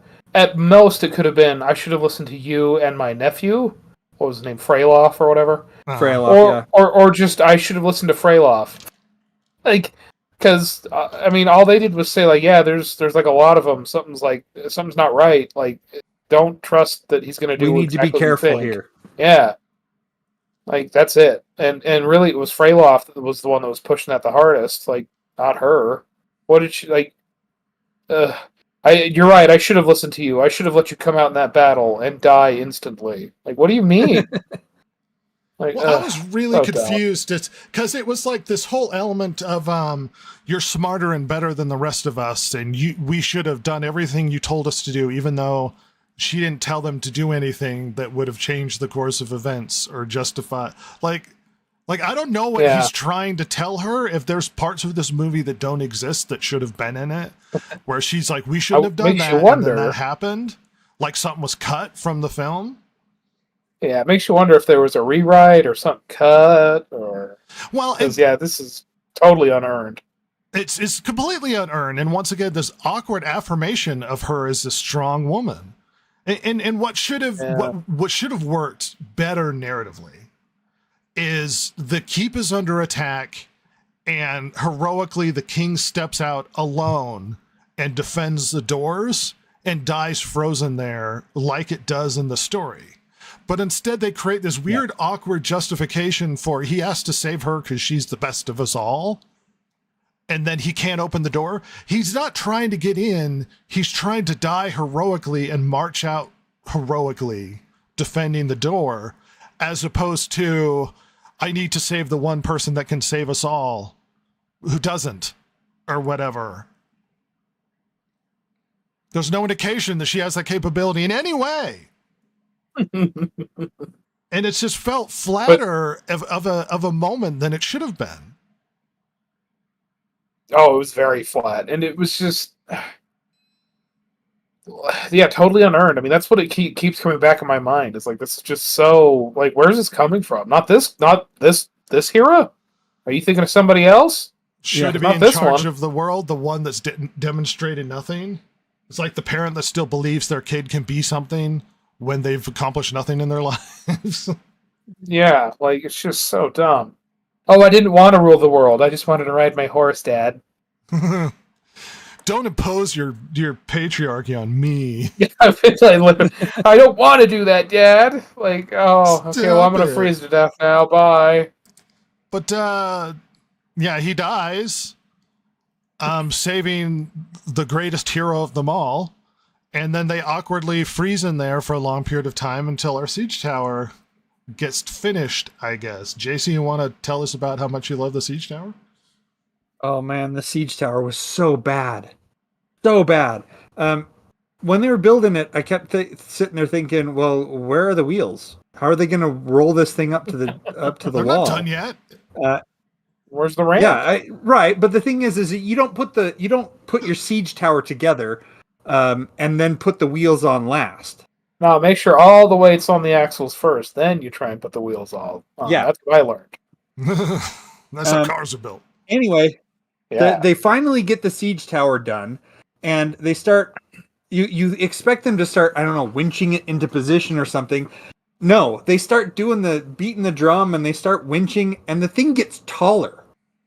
Well, they try to create this element of this amazing moment, like it's this big, like they're unveiling this like secret plan. It doesn't pull off that way. Well, you know what they wanted? Do you know what they wanted? Remember the really cool drum beats and the chanting of the Uruk-hai and the guy screaming on top of the rock, like egging on his own men, that kind of thing? Yeah. They wanted that. Instead, it's some idiot, like some like room temperature IQ moron beating a drum on top of a thing that's going to be like 80 stories tall or whatever, and then crash down on the wall and he's going to die. I have that question. What happened to that guy on the top of the thing when it died? Over? He died. It fell down on the wall and he just like blasted away. Like he just went like fell off the wall into nothing on the other side. He just exploded? Yeah, like the top of the thing like broke off and like, he was just like flew away. Like, how did I miss that? Because as you're describing this, I was like, what happened to the drum man? Which, by the way, is even stupider because the scene previous, they're showing that they're like, hey, what are we getting out of this for staying here so long? And so then he throws them a bag of gold. And so he's going to kill himself so everybody else can get gold so you can just beat his drum? Well, like, what? I suppose before we drag too far into this drumbeat thing, I'm going to roll back slightly and bring up the issues with Wolf because he's struggling to keep everybody together because he made promises about riches and he made promises about things that they're going to accomplish, and they've just been starving and freezing to death in the snow trying to siege a bunch of people. Ripped apart by a giant. You know, somebody that was constantly told that their plans are stupid or not going to work is Wolf. Because they keep saying, this is a bad idea. They're going to get in that keep and we won't be able to get them out of there. And yet he's determined to do it. He seems like this tragic figure who wanted something and everything falls apart for him. Mm-hmm. I mean, malicious, but angry at existence, I guess, in the existential way. Like he's angry at life for constantly screwing him over. And it almost makes him more sympathetic, weirdly. And he has this tentative control over the Dunlendings where they're like, we're running out of money and we can't keep them here. And he basically promises there's a ridiculous amount of gold if you stay. Because a lot of them seem willing to turn on him because of the king going out and murdering people and making them all paranoid. And they apparently are running out of money. And it's freezing out there. And I was like, what the hell are we doing here? Well, you know what's weird? All right. When we first run into the fact that he's gathering forces at what would be Isengard, he says something along the lines of, when I needed them, they were there for me, unlike your people, or something like that, right? Yeah. Which implies that, like, just based on his lineage, they were like, yeah, we got you, Chief. Like, don't worry about it. But then they imply that the dudes, the Oliphants, they're mercenaries. But then by the time we get to the Hornburg, what would be Helm's Deep, then they want money. So it's just really, I don't know. That confused me a little bit. I'm like, wait, so they're there for money? Like, I mean, I guess he wouldn't tell her all the truth. Like, yeah, see, they love me so much, and then when the reality is he's paying them, I guess. But they don't imply that at all until like just now. I think you have a point. There's this odd element of it implies that they lifted him up as their new king, but then he isn't because he's paying them like they're mercenaries, I guess. Which, I mean, back in the day, old like ancient generals and stuff. Yeah, they wanted booty, but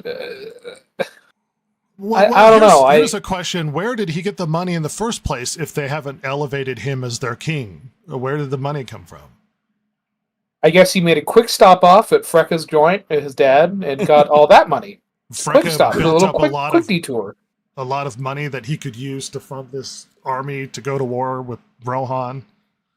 In an ill-fated plan, I suppose. Which you think Helm would escort Wolf to the edges of his kingdom and not just let him leave freely, because then he could gather up all the resources and come and attack him. But whatever, Well, and for a group of wild savage men, the siege tower seems unnecessarily complex. Yeah. Well, not only that, but it is a feat of engineering. They built a tower that when they started cranking the mechanism, it got taller. Mm-hmm. This is a wooden tower that they lashed together with ropes, and it's got enough hidden mechanisms inside of it that it can raise it up. hundreds of feet in the air. Like gears and pulleys or something. I don't know. Yeah. And then when it's at its apex, when it's at its tallest, it then falls forward until it makes contact with the wall. And it is so over-engineered that it survives the impact. Yeah. And they built it so sturdy that they could ride horses up it. This feels like an unnecessary reinvention of siege equipment that, if it were effective, people would have done it already. Almost like the freaking Rings of Power Season 2, where they built the reverse balliste that pulls. You beat me to it. That pulls instead of launches forward, like it's trying to pull holes in the wall. It's like, why would you build that? You clearly have the technology to make a balliste. Just do it the other direction. Like, I don't understand. Yeah. And that's what could we build that would be simpler to tear down a wall? A big log? No, that's crazy. We're going to build a reverse crossbow. Oh, okay. How about we build a siege tower that's so long and so well built that it falls down onto the wall? It's like you would have taken less time and have been less difficult to just build earth up to the wall. To walk up. I just literally start piling dirt up. Because I mean that's was it Veii? The Roman siege of Veii? I mean, they just built a giant mound of dirt up to the wall. Like, why does it have to We're just gonna a complex series of mechanisms that create this weird siege tower that makes it so that they can and I think part of the only reason why it exists the way that it does is so that whoever wrote this in their heads, they wanted this visual moment of them fighting on the siege bridge. Yep. Absolutely. They wanted that. Yeah. Which is, I mean, and because with all that wood, they could have built like 40 ladders.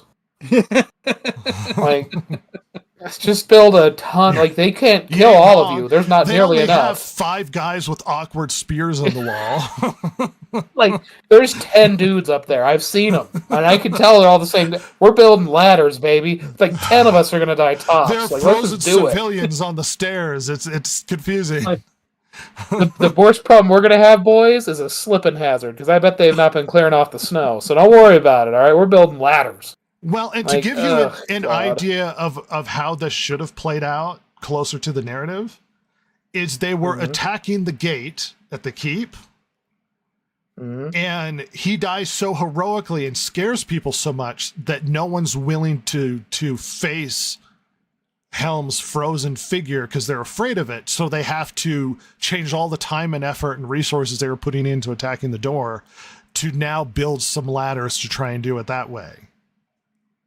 Yeah.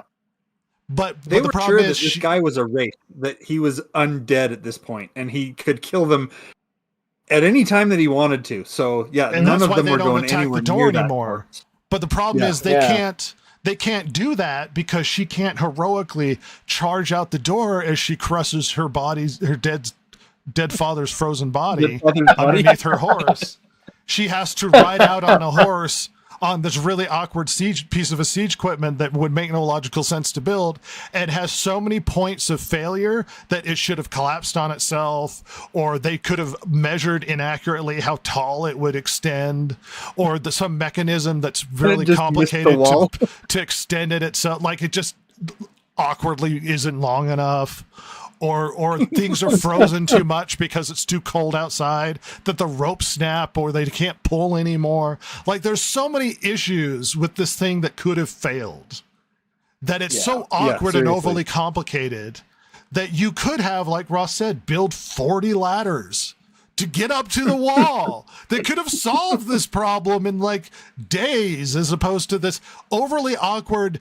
It's like they wanted the moment where Grom, the giant battering ram, shows up, where they're like, ooh, something amazing's coming, and they're beating the drum, and here it is. And it's like, this is weird. This is really dumb. You could do something different. Stupid. And the oh god, it's just so. And I literally thought, oh, they're gonna do one of those where they didn't build wheels into it. They're gonna roll it on logs. Like, that would have made more sense. And nope. Oh my god! I think I know why they had the guy beating the drum on top. By the way, they needed him up there to like use inertia and his weight to make it tip the correct way. That's why. I just realized that's why he was up there. I mean, honestly, yeah. Where's the Freca-sized lad? You know what I mean? You know what? That's a good question. What helped tip it forward? They should have had an awkward moment where he's swinging back and forth trying to get it to tilt forward. I can't remember if there were like ropes to pull it that way. I don't think there were. I think it just either. I literally think he was up there to tip it. There didn't seem to be anything that was like Chris Rock on a palm tree. He's swinging back and forth to launch himself into the castle. Yep, absolutely. Nobody gets my reference. I don't. No. Oh, a Chris Farley ninja movie. Oh, that one. Oh, did you mean Chris Farley? You said Chris Rock. Yeah, no, Chris Rock's in it, and he's sitting on a palm tree swinging back and forth to launch himself over a wall. No, I don't remember that from that movie. I haven't seen that movie since I was a kid, though, to be fair. But I'm sorry. I knew your reference. I should have known your reference, and I didn't. You should have known failed you. You have failed me, and I feel embarrassed that I'm bringing it up to swine. Cast pearls before swine, if you will. Your beautiful Chris Farley pearls. Wait, no. Regardless, we're talking about a movie that's less interesting. And they create this moment where the thing falls down, so now you have this bridge of sorts. So wait, Red. I'm missing something. What happened before this? Just before this. What happened? The pep talk with her maid. Yeah, well, Hera, she's feeling down in the dumps and everything's going bad, and talks to the maid, gets a pep talk, and then she comes up with a plan. By God, she has the little page boy, the little chubby page boy. Somehow he's still chubby. I don't know why, despite starving to death for all winter. He's eating people. Yeah, probably that little page girl he saw. He ate her. Awkward comic relief that always shows up in the film, but nobody cares or remembers him. Yeah, pretty much. She has him bring up her father's armor to the highest point of the castle, and then she takes the helmet. Did she take that with her? Anyway, yeah, I think she does. And she climbs up the icy side of the mountain because she saw an eagle fly up there earlier. In a very Galadriel-esque ice climbing moment. Hey, Rhett, what is it with these new Lord of the Rings properties and doing ice climbing with women? Does one of the Tolkien grandsons have a weird perversion? What's happening? Probably. Is it in the contracts? I'm so baffled by that. Like, Sage brought this up to me during, like, after we watched that, and I was like, oh my God, you're right. I didn't even think of that. Like, I think one of the boys has a weird thing about women ice climbing. I really do. Wouldn't you want to not have people remember Rings of Power because this isn't an Amazon film, this is Warner Brothers. I don't want to reference any of their crap. Like, it's very awkward what are they and doing? Difficult, and it takes a lot of upper body strength, so I guess they want to show a woman can do it because she's just as tough as anyone who. On top of that, do they just have this hanging around? Are Rohan people known for ice climbing?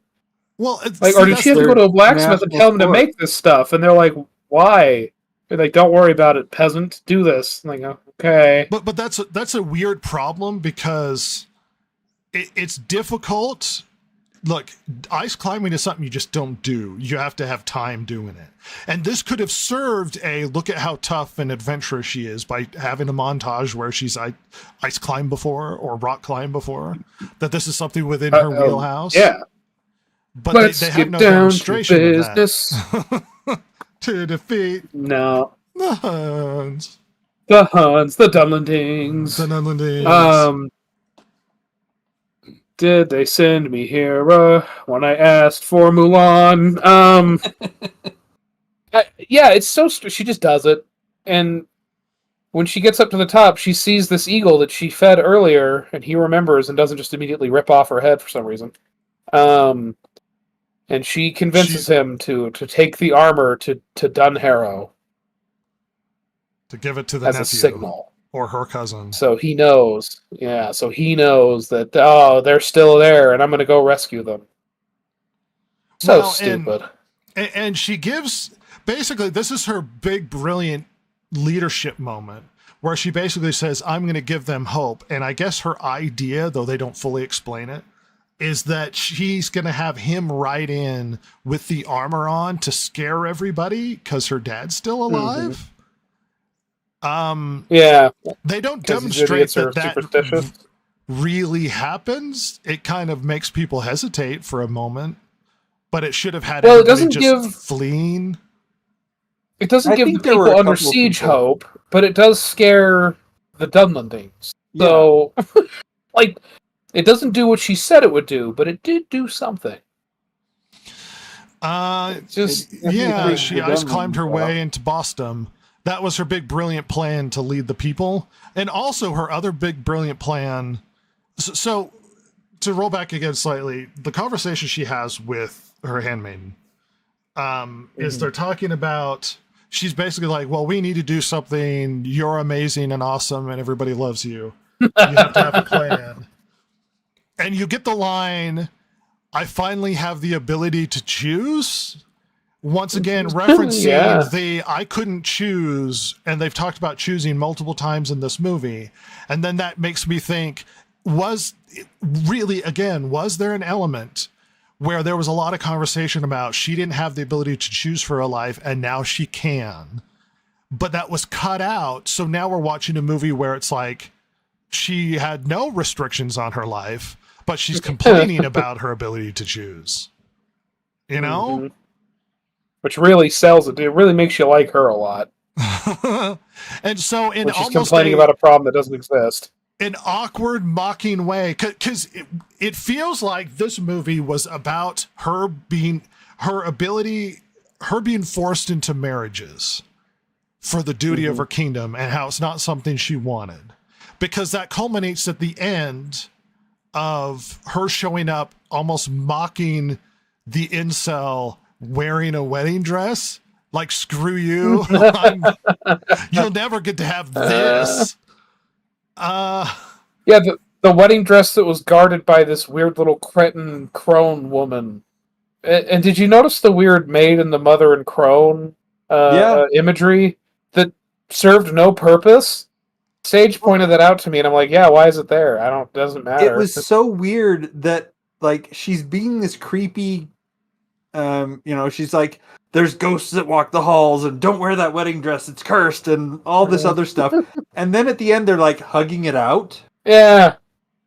I mean, like literally, like, the handmaid or whatever, like, the bodyguard for Hera, she's, like, calling her names and stuff. Like, the only ghoul walking these halls is you. Like, but then the last scene we see with them all together, they're hugging it out.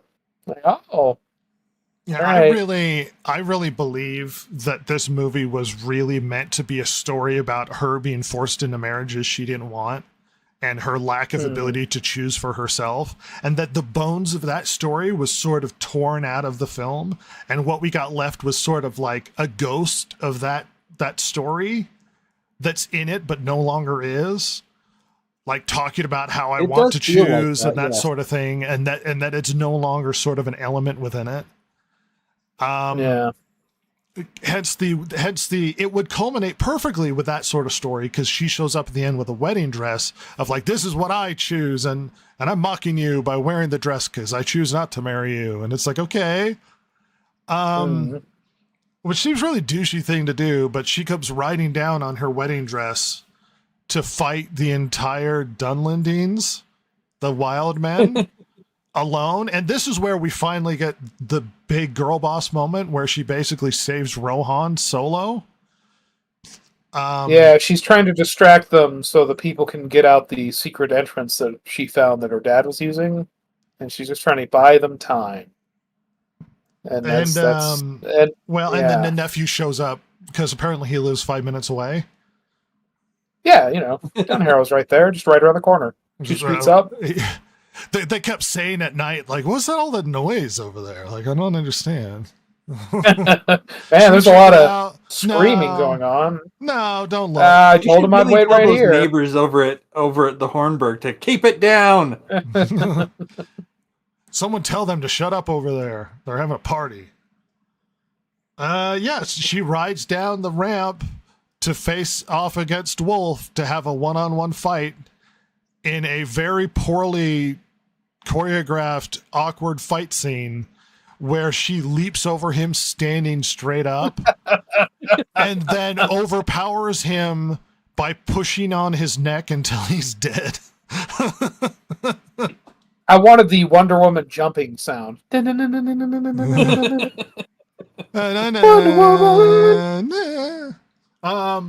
Yeah, well, I mean, the final kill of Wolf in this fight between the two, instead of striking him with her shield in the neck, she pushes him over with her tiny frame and then awkwardly presses on his neck until he stops breathing.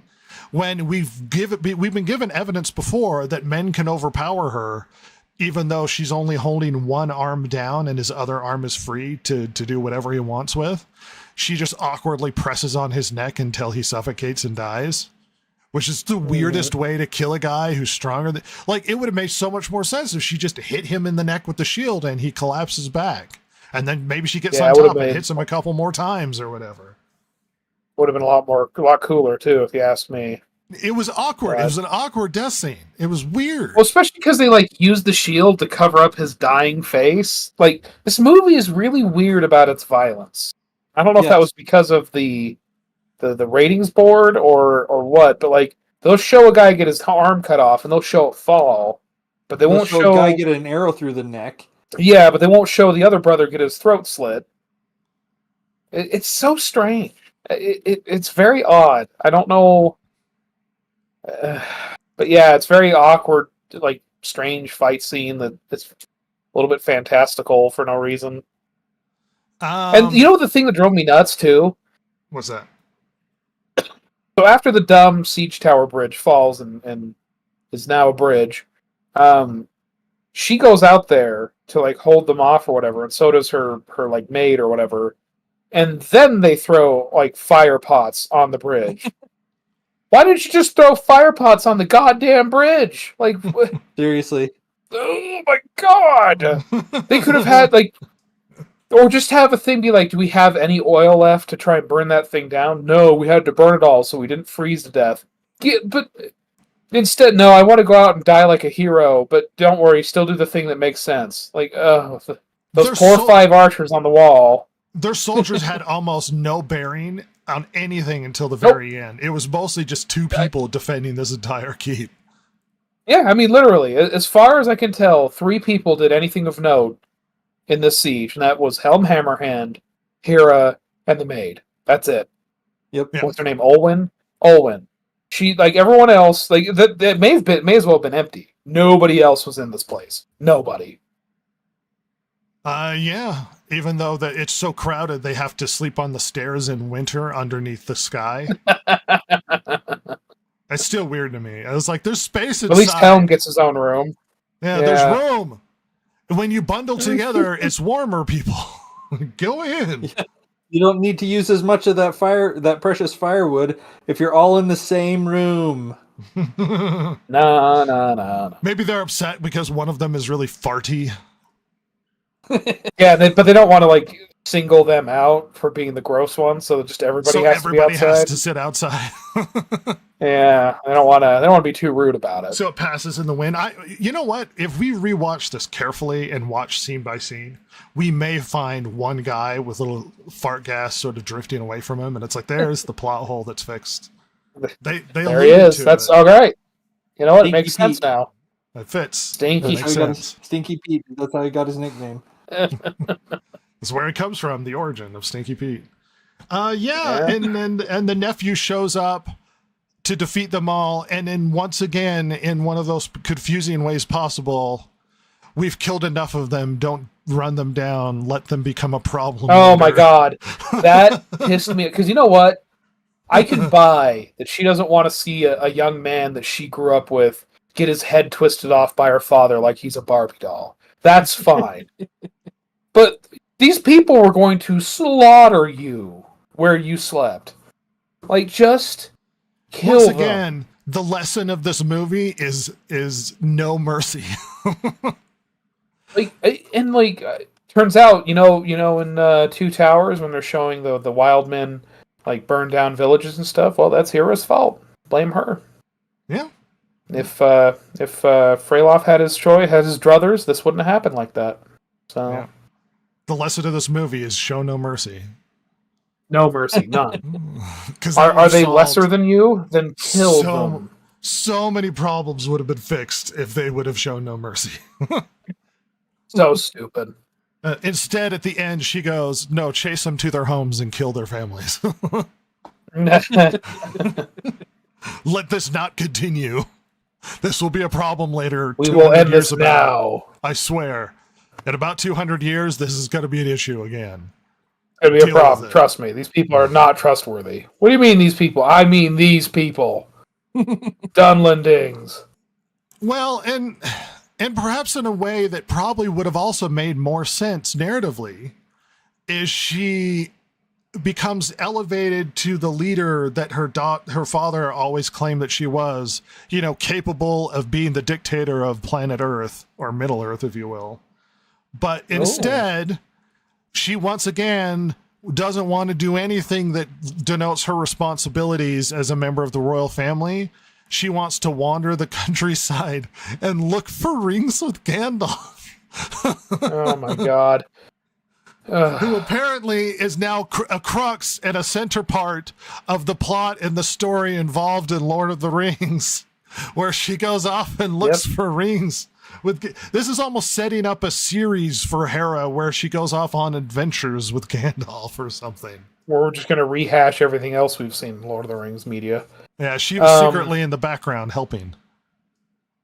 I want them to go back like George Lucas, the Two Towers, and when Gandalf shows up in Rohan and he looks at Eowyn, he's like, "There was once one woman like you who helped me look for the ring," or something like that. I thought you were going to say George Lucas the crap out of these movies.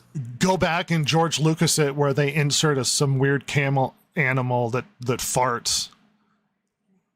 Oh, that would also improve it. To start adding absolutely. CGI elements to the film that didn't need to exist. Yeah, so good. Well, this is Hera shot first sort of thing. just start changing elements in the story. Wolf never drew a weapon in later versions of this movie. Yeah. They're all flashlights. Everybody's fighting with flashlights in this version of the film. Hell yeah, dude. Do it. Come on. We didn't like when E.T., the cops who would have guns are chasing the alien. We're going to change it all to flashlights. So dumb. Come on, Kamiyama. Do it. Listen to your worst George Lucas instincts. Do it. They edit that guy at the top of the tower where he jumps off at the last minute, and then you see a scene at the end where it's like he's fine. Yeah. He gets up and walks away. the nephew is being crowned prince, and in the crowd are the two brothers, and they're like, "Oh, they're fine." Oh, thank God! They made it. Hey, speaking of that, ending scene, where now it's not when she gets out on the plane and is running at full tilt. I'm talking when she's trotting on her horse up to the gate. Oh. Boy, I sure noticed something about the animation of that horse. Yeah, well, so there's an overall narrative to be had about everything, but as far as the story is concerned, what did you guys think of the ending and sort of how this movie played out overall? And then there are a lot of other things to talk about after that. But. Overall, I was surprised that I didn't hate it as much as I thought I would. I did find a couple of things in the movie that I felt were done well, but for the most part, the movie is awful. You're like, it's terrible, but I thought it would be worse.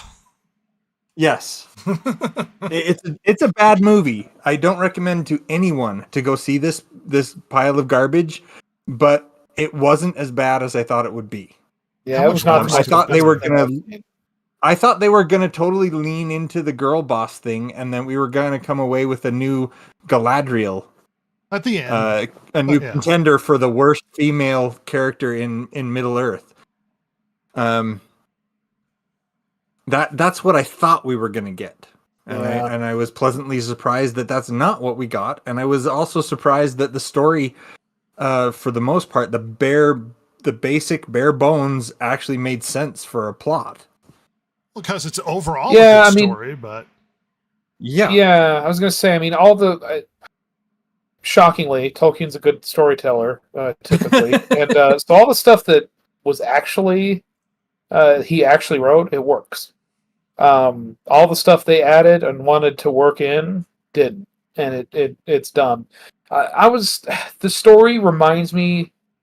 So when I got finished watching the movie, I watched this with my girlfriend, and when we left, she's like, "I did not like this movie. I didn't hate it so bad I wanted to leave." But she's like, "If I was 13, I would love this movie." And this movie reminded the way the story is and how like some of the contrivances and conveniences work out within the story and the plot. It reminds you of something that's meant for teenagers.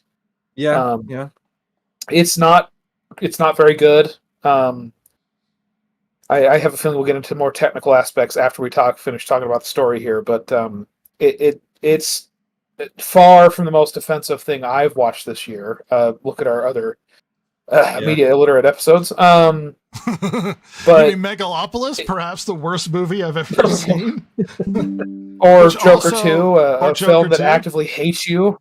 Yeah, Megalopolis. I'm going to say at least it's one of the most terrible movies I've ever seen, and I was entertained by how awful it was. Rhett truly was fascinated by how terrible that movie was. Oh, it's really bad. Everything on the screen just delighted him with its stupid choices. I mean, it is Rhett. I felt so bad for like the first third of that movie. I'm like, Rhett, I'm so sorry. And by the end, he was just so entranced and by how shit it was that I was like, no, he got enough out of it. We're good. I was a little kid in the candy store, just being like, oh, this is so bad. It's so bad. Who knew they could make candy out of turds? Wow. In the future, do you think that movie could get a cult following and people hate watch it for fun? No, if it gets a cult following, it's because, well, not to be condescending, because they're stupid, or they're convincing themselves it's better than they think it is, because they think there's some depth there that doesn't exist.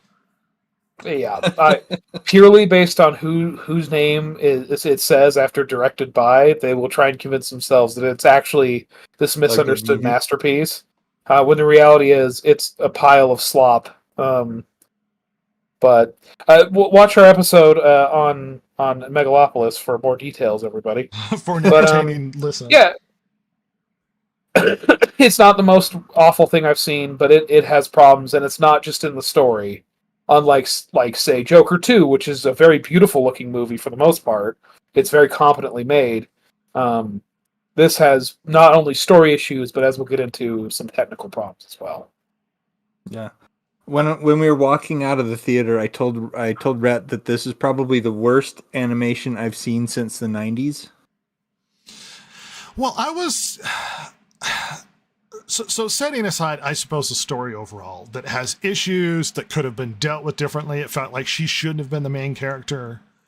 With a lot of things. Other issues that this film had were serious technical issues. And when you watch it, I immediately was somewhat confused because I kept thinking, it feels like there's odd frame rate problems where like the background seems to run smoothly, but in the foreground with characters, they run almost jittery and stilted, and I couldn't understand why that was until I found out that this film includes 2D animation, 3D animation, motion capture, and rotoscoping. Yeah. So funny. So I just want to, can I just point out the things that really bothered me, like, or that I noticed right away? Because I'm not the most attentive viewer, and I watch some animated stuff, but not a ton. Not as much as you and Jason or even Silver, our other cohort. But the most egregious one, like number one, I would notice it almost felt like chunks of it were at certain frame rates, and then like there would be a few scenes like connecting that were at like half of it was in one frame rate and half it was in another, because like suddenly a character is very smoothly moving, and it's like nobody's been moving like that until right now, and then it wouldn't do it again.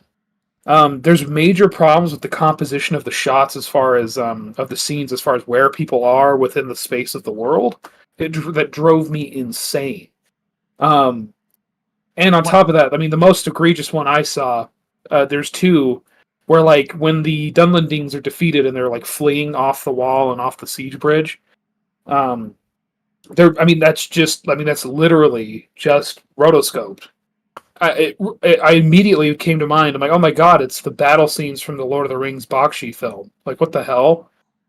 Like, and then when she's trotting on her horse out to the front gate at the very end of the film at Edoras, I mean, it's like a second and a half loop that horse is trotting in, and it's just repeating over and over and over again. It's like a bad GIF. It's horrendous to look at. And this is a movie that's being shown in theaters. This isn't some like straight to streaming or like a 1992 OVA that was made for like $10 in a pack of gum. This is a major motion picture that they've supposedly made. It's incredible. There are moments. Actually... just really quick, there are moments with 3D elements of the background, and then you'll have 2D figures that don't quite orient themselves accurately in relation to the 3D background, where they sort of sit at odd angles compared to how they should. Especially the moment where she's riding across the bridge, where she seems to be riding at a weird angle compared to what the bridge should be angled at. And it seems really odd. Sorry, Jason, go ahead.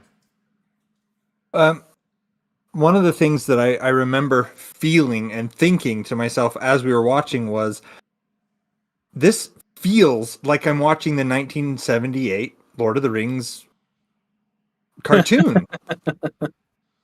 I couldn't tell why I was feeling that, because it didn't necessarily look rotoscoped. Because if you remember back to if you have seen the 1978 version, you will definitely notice what parts are rotoscoped and what well, isn't. Jason, really quickly for the uninformed, explain rotoscoping. Okay, so what rotoscoping is they actually take actors and they film them doing the scene, and then what they do is they animate over the top of them. Basically, they trace and they paint the actors into place using the film footage from the original shot. And the goal is to try and make it seem natural, because it's following natural physical movements. Why can you tell so easily that things are rotoscoped? Why is rotoscoping a problem?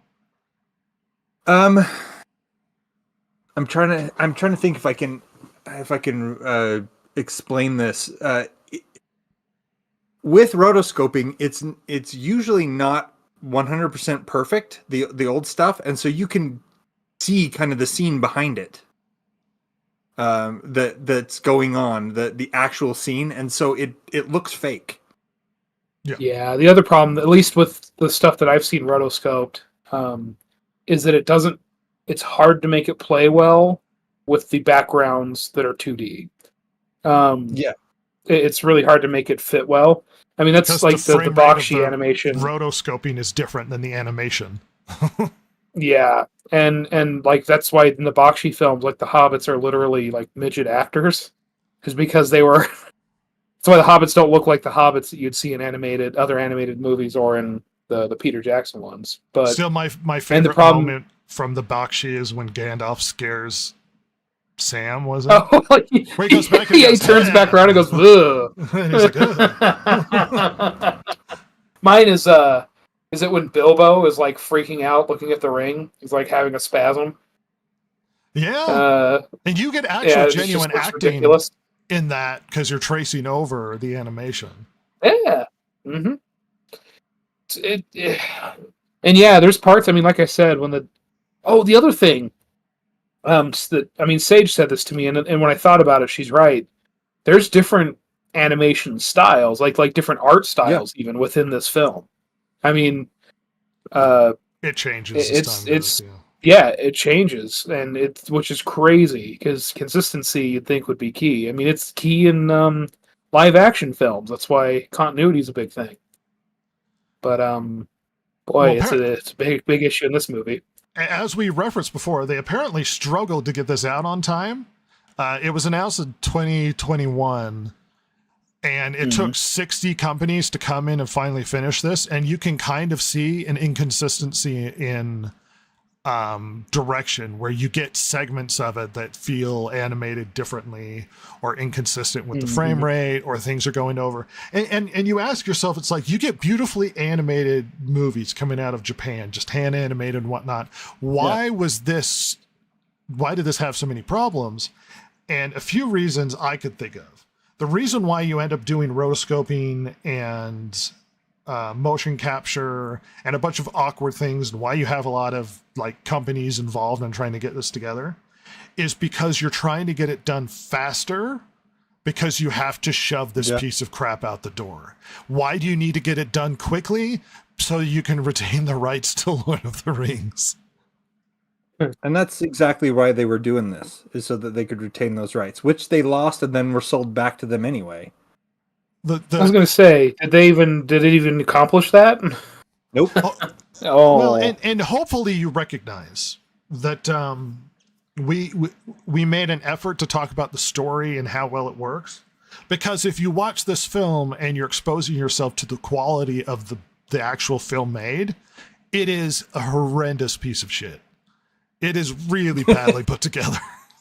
Like just poor animation, bad frame rate, inconsistent style, weird elements of rotoscoping, weird stylistic choices, awkward scenes where an Oliphant's being swallowed by a watcher in the water. Like there are weird decisions made in this, and you think the only reason why those decisions would be made to not put out the best quality they can is because they're trying to rush it, because it has to be done quickly. Because an animated film of this sort should be done quickly. Which brings me down to some other elements. Why on earth they made certain decisions the way that they made? Because you have to ask yourself a few things, and I brought it up before. It feels like we're just rehashing in a different way to the Two Towers. So it's like, why do we need another Two Towers? Secondly, if as you watch the movie, you sort of get exposed to the fact that Helm Hammerhand seems to be more of the central element of this story, then why are we making it about the daughter? Like, why is she even in this film? It makes no sense that we are structuring the story about her character, except for the fact that we're making sort of politically correct decisions because we need a story about a strong female character, despite the fact that everything seems to revolve around a strong female character lately. It's not like we're lacking in those stories. So that we're structuring around a story around a character that has no bearing, who's so important that she wasn't given a name. And then the narrator tells us the reason why nobody remembers her is because of, certain elements, and she goes off to do other things and she doesn't stay important. And then it's like, then why are we making a movie about her? If no one cares about her and there's a reason why we've forgotten, then why do we care? Why is this movie about her character? And it's like, oh, well, she accomplished great deeds. Well, if she saved Rohan single-handedly by charging down a rickety bridge made by a siege tower to fight the army alone and defeat Wolf, who is sieging the castle, wouldn't people remember who the hell this woman is? Yeah, they would have. You would think. Which this is something that I go ahead mentioned to you when we were walking out of when we were driving home from the theater. I said that it makes no sense because there were witnesses who saw her do these heroic deeds. Basically she saved Rohan by killing the leader of the enemy army single-handedly. And they were watching her the whole time from the walls. There would have been songs sung about her. Yeah. By name. It wouldn't have been this, she did all these heroic deeds, but we don't know who she is. Well, no, we would definitely have known who she was. And therein lies the problem. The movie is trying to explain why this character is forgotten from history. The narrator is trying to explain this. And at the same moment, she also did a lot of amazing things that would be remembered by history. Yeah. It's like they're trying to create this sort of element of, well, this is who she is forgotten, but she did amazing things that people would have remembered, which is confusing. On top of this, and it would almost make more sense if it was like that more active, like, I mean, for lack of a better term, like girl bossy film that we see like elements of that maybe they tried to like lessen or like have it be like, and somebody covered it up. Like, or something like, but it's just no. The nephew was jealous. Didn't remember something, anything, but you can't have that ending because, like, oh, a dickhead became king. Great, like that sucks. Because the way the story is written, she almost has no bearing on anything until she has every bearing on everything by the end. Yeah. Which comes to how this story originally played out. She has essentially one paragraph, and by what I mean by she has one paragraph is they reference Freka shows up to marry Wolf to the king's daughter, and that's like it. That's the only thing we get about her character. Nothing else. She doesn't have a name. She has no bearing on the rest of the story. She never shows up in the plot ever again. She is gone. Yeah. And the story is about essentially a king who maybe is too prideful or too much hubris, too unwilling to call for aid from Gondor, who thinks that he can deal with this situation on his own, but ends up heroically defending his people single-handedly and then dying in front of the gate, alone, defending the keep. Guess what happens at the end in the original story? Rohan shows up and defeats the Dunlendines and scatters them with the help of the nephew. Not Rohan. Gondor? Gondor shows up. Yeah. Yeah. Oh, but we can't have that in the movie because that'd be a little bit. No, because then it's like, why is she here? What purpose does she hold? Like, this doesn't make any sense. Because it's like, even against overwhelming odds, the king still did what he had to do. Helm still died defending his people. And then you could have this this after element where Gondor shows up, and then the nephew is able to take over and look at this heroic thing that the king did. She means nothing to the story, nothing at all. But then they read into it. What about this element of she was forced into a marriage and she didn't want to, and then we're creating this whole other thing. And now you've created this element of this backstory of a character who, even if she exists, means nothing to the events of the greater story. And in fact, she kind of ruins elements of the story simply by her existence, because she could have ended the war multiple times, because she could have done some things to prevent stuff from happening. She actually prevents him from stopping the war at its inception by stopping him from killing the guy that's going to show up and murder huge amounts of his own people. She's almost at fault for a lot of the elements that occur in this film, and yet at the very end, the king dies telling his daughter how brave and awesome she is and she can rule the world. She hasn't done anything yet. And she hasn't done anything. It's almost the worst element of a girl boss. They tell her she's amazing and she does nothing. She deserves none of it. And with just a couple of changes in how they present the narrative, it would have been better. I don't know about fine, but it would have been better. Like just have it be like she didn't single-handedly save Rohan, but she kept them going. Yeah. And then just change in how she interacts with people. And they try to do that a little bit with her, like, no, we're going to get through this together, to like the woeful, despairing lord or whatever that's in Helm's Deep with them. But that it's literally a scene, and it doesn't show anything else. She's literally doing her own thing. She's so non-participant in stuff. I half expected the lords inside the keep to despair and then rebel against her because she's doing nothing. Yeah. Yep. The thing is that if the story had changed so that she wasn't the one who saved Rohan by defeating the enemy commander, by defeating Wolf, basically she had just inspired people until they were able to make it through the siege, and the other the other armies of Rohan showed up with the nephew, and they dispersed the Dunlendings and killed Wolf and all that other stuff. That still would have been heroic in its own right, and she still would have been remembered. She would have been called something like, if she'd held them together and been the guiding light that united them and everything. She would have been called something like Hera the Steadfast, or Hera the Beautiful, or something of that nature. A story about her being the dutiful daughter. Maybe it's her that sends for Gondor to help save them. Maybe she's the one holding things together. She could have been a backbone, like an interesting element of a classic feminine character who may not be doing the in-battle heroic elements, but she's holding everybody together.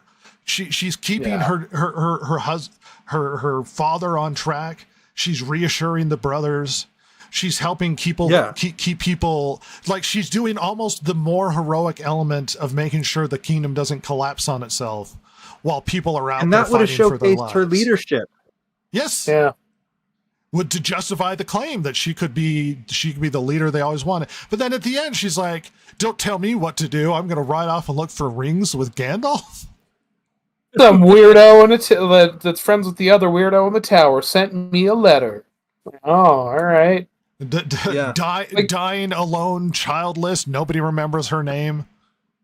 Gonna ride off into the sunset with my weird older lesbian lover. And you know what's funny? When you get masculine characters, they're masculine. They go out and they fight. They have families and children, but for some reason, a masculine female character does all the things the men do, but doesn't want a husband. Peter Pan. In a way, she's got this, like, I want no responsibility, but I also want to do whatever I want to do. And also I'm amazing. And everybody tells me I'm awesome, but I haven't demonstrated I'm awesome. People just say it. It's like the great problem with Hera is she, like I said earlier, like I brought it up earlier, she's neither fish nor fowl. She's not cool, like modern girl boss edition or whatever, whatever funny thing you can say about how like women are written in modern media. And she's not the traditional, she's like kind of both, and it doesn't work because narratively it confuses. Yeah. So it's just like so strange. Like I do wonder if they pivoted midway through production or something. And it feels like there could have been another story that they were trying to do. Yeah. That we didn't get. So I would like to end this discussion. I had this interesting sort of perspective because I exposed myself, unfortunately, to a bunch of different reviews of this before it came out. No, I'm not necessarily a purist where I have to have like, oh, I don't want to be spoiled on this film. Mm-hmm. But building up to it, I saw a few reviews. And I curiously saw different reviews that saw the film in different ways, which sort of made me think about how, because obviously when it's subjected to art or any form of entertainment, when you view it, there are certain elements of your own sort of preferences and what you like or what you expect or what you might think, or maybe biases that come into it. And you can have differing perspectives on film. Sometimes you can interpret a movie so drastically different as to be confusing to anybody that has seen it. And I'm not just talking about somebody who might see this movie and enjoy it. I'm talking about sort of interpreting the movie differently than everybody else. Because I've seen people see this movie as a massive girl boss sort of movie where she just girl bosses her way into everything and she's just insufferable. And I didn't quite reach that. There are elements of that. Yeah. I definitely didn't get that. It's definitely a part of it, but she's not massive. She doesn't overpower the guys. They still imply she's a woman. She's not like this tiny girl just punching out like 300-pound men. And like, they didn't go that far, there were elements of it where she's single-handedly fighting the army off, or she's amazing and she's awesome. But I also was exposed to a review which was really confusing to me, because the guy said that he interpreted the movie, and I guess through what he watched, is he saw it as a based movie about basically the movie was telling you that this independent woman is refusing, it keeps trying to be this masculine thing, and thereby is showing how stupid and ineffective she is. And really it's about family and the father doing his best for things. And I was like, how strange that you can sort of take this movie and actually interpret it as it's showing you how bad she is and how amazing the father is and the good decisions he's made. And that you're choosing to see it almost like it's a based film instead of quote unquote woke. And I know I'm using loaded language here. And how odd it was to see somebody interpret it. It's almost like when people watched Barbie and they thought to themselves, well, if you look at it, you might think that it's actually tearing apart feminism as opposed to cheering it on. And how curious you could take a film like this and almost choose to interpret it in a way that makes you like it, or choose to interpret it in a different way. I don't know what your guys' thoughts are on that.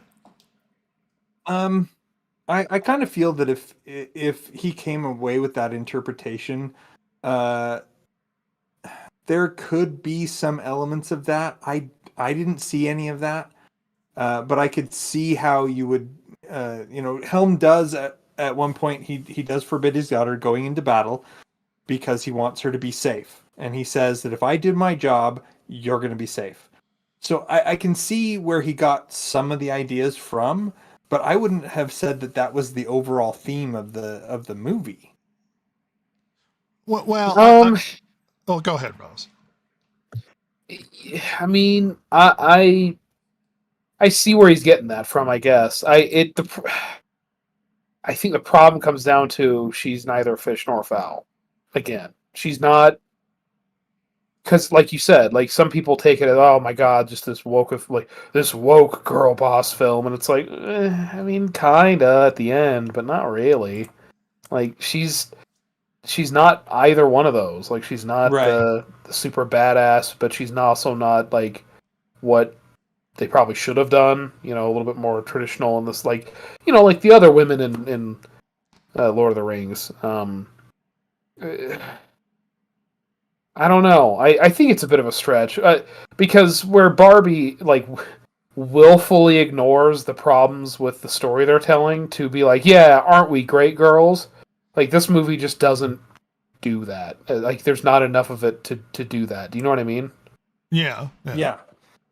And it could be that those elements were there at one point and they were cut out, as we have kind of surmised. I really think that was the case. I really do. And perhaps the problem most of all isn't that she just girl bosses, which she does, and isn't that she's ineffective, which she is. It's just she's a poorly written character that doesn't fill any role that she needs to fill, and ends up being confusing as to why she's the center of the story in the first place. Yeah. Like why is she even in charge at all? Because like that's a problem. I mean, whether male or female. You see this a lot in like anime and stuff. I guess like really bad anime. But in any stories where like there's this character like, oh my god, you are the most important thing in this world and this universe, and you're so amazing, and blah blah blah, and they are, but for no real reason. Yes. And that's not really the case with Hera. People talk like she is, but they have not. The movie does not demonstrate in any meaningful way that she is. Yeah, and maybe until the very very end, and even then, like. It's more like she's an important supporting character to the real hero, who is Freyloff. Yeah. So, well, and maybe I'm trying to answer my own question, because I'm once again death of the author being a thing. If you were to ask, is this movie trying to be based and show how how her character was full of herself and didn't fulfill what she needed to be, and how her failings were an issue. Like, I would respond to, but that's not what they were trying to do. Right, yeah. Because absolutely not. That's not what they were trying to do. Because you can interpret 100%. Barbie as, look at how awful this feminist's characters are and whatnot, but it's like, but they're trying to make it seem like a good thing, not a bad thing. Yes. Mm-hmm. And I suppose you're definitely welcome to interpret a film in a way you desire to, and just get out of it what you want to. I suppose that's a thing you can do. And it's an odd way to go about just it's like, I'm going to watch a terrible movie and just see it in such a way that it's good to me is a interesting self-delusion you're imposing on yourself. Yeah. Yeah. Well, Rhett, yes. Not to take it back to our previous media illiterate episodes, but it'd be like you watching Megalopolis and going like, actually, this is the most conservative film that's ever been made. See, they're telling you that it's good, though. And it's like, well, I mean, you could certainly feel that way, but that's absolutely not what they were planning to do. So, because media literate is something is used frequently on the internet to accuse people of not understanding how to interpret films, or you're watching it wrong, right? Mm-hmm. Is it possible to watch a movie incorrectly? I would say, in general, no. From the perspective of the writer, the director, whatever, I would say that they definitely have their opinions that you can watch it wrong. And there's a couple of examples that I can cite for this. One is Joker 2. Apparently, we watched Joker 1 wrong and did not get out of it what the director wanted us to. And that's why Joker 2 got made, and it was made the way it was. The other thing that I would point out is from the ending of Cowboy Bebop, where the director of Cowboy Bebop says, I don't know why everybody thinks Spike dies at the end. Spoilers, but yeah. The thing is that from the perspective of the two directors in these two cases, I would say that from their perspective, we are watching it wrong. But I would say in general, no. You just watch a movie and you consume it. You interpret it. If what the original director, author, whatever, what have you, if their message doesn't get across to you, then there was something wrong with the way that they were communicating it, not necessarily the way that you were receiving it. I think that's more on them than it is on you. Okay. I am torn on this because I am too. Mostly I agree with you, Jason, and in my that is what I believe typically. However, I have an anecdote. Oh, dude. My grandmother, God bless her, and may her rest her soul. She I have seen The Wicked play 3 times, right? And on the 3rd time I saw it, I think we saw it. God, I think all those times my grandma was there. So this is like her 3rd time seeing it too. I think at least 2nd. And we were driving back because we went up to Salt Lake to see it, and driving back home, and my mom was talking, we're just talking, and my mom's like, well, Mom, what did you think of it? Is it just as good the 3rd time in Salt Lake, or a 2nd time in Salt Lake, or whatever? And my grandma was like, oh yes, I just love it so much, I just wish they'd turn her white at the end. So you need the one that's if anybody's all the ever way through into the rest of the anyway. Well, the whole point of the play being that doesn't matter. Yeah. So yes, I think you can.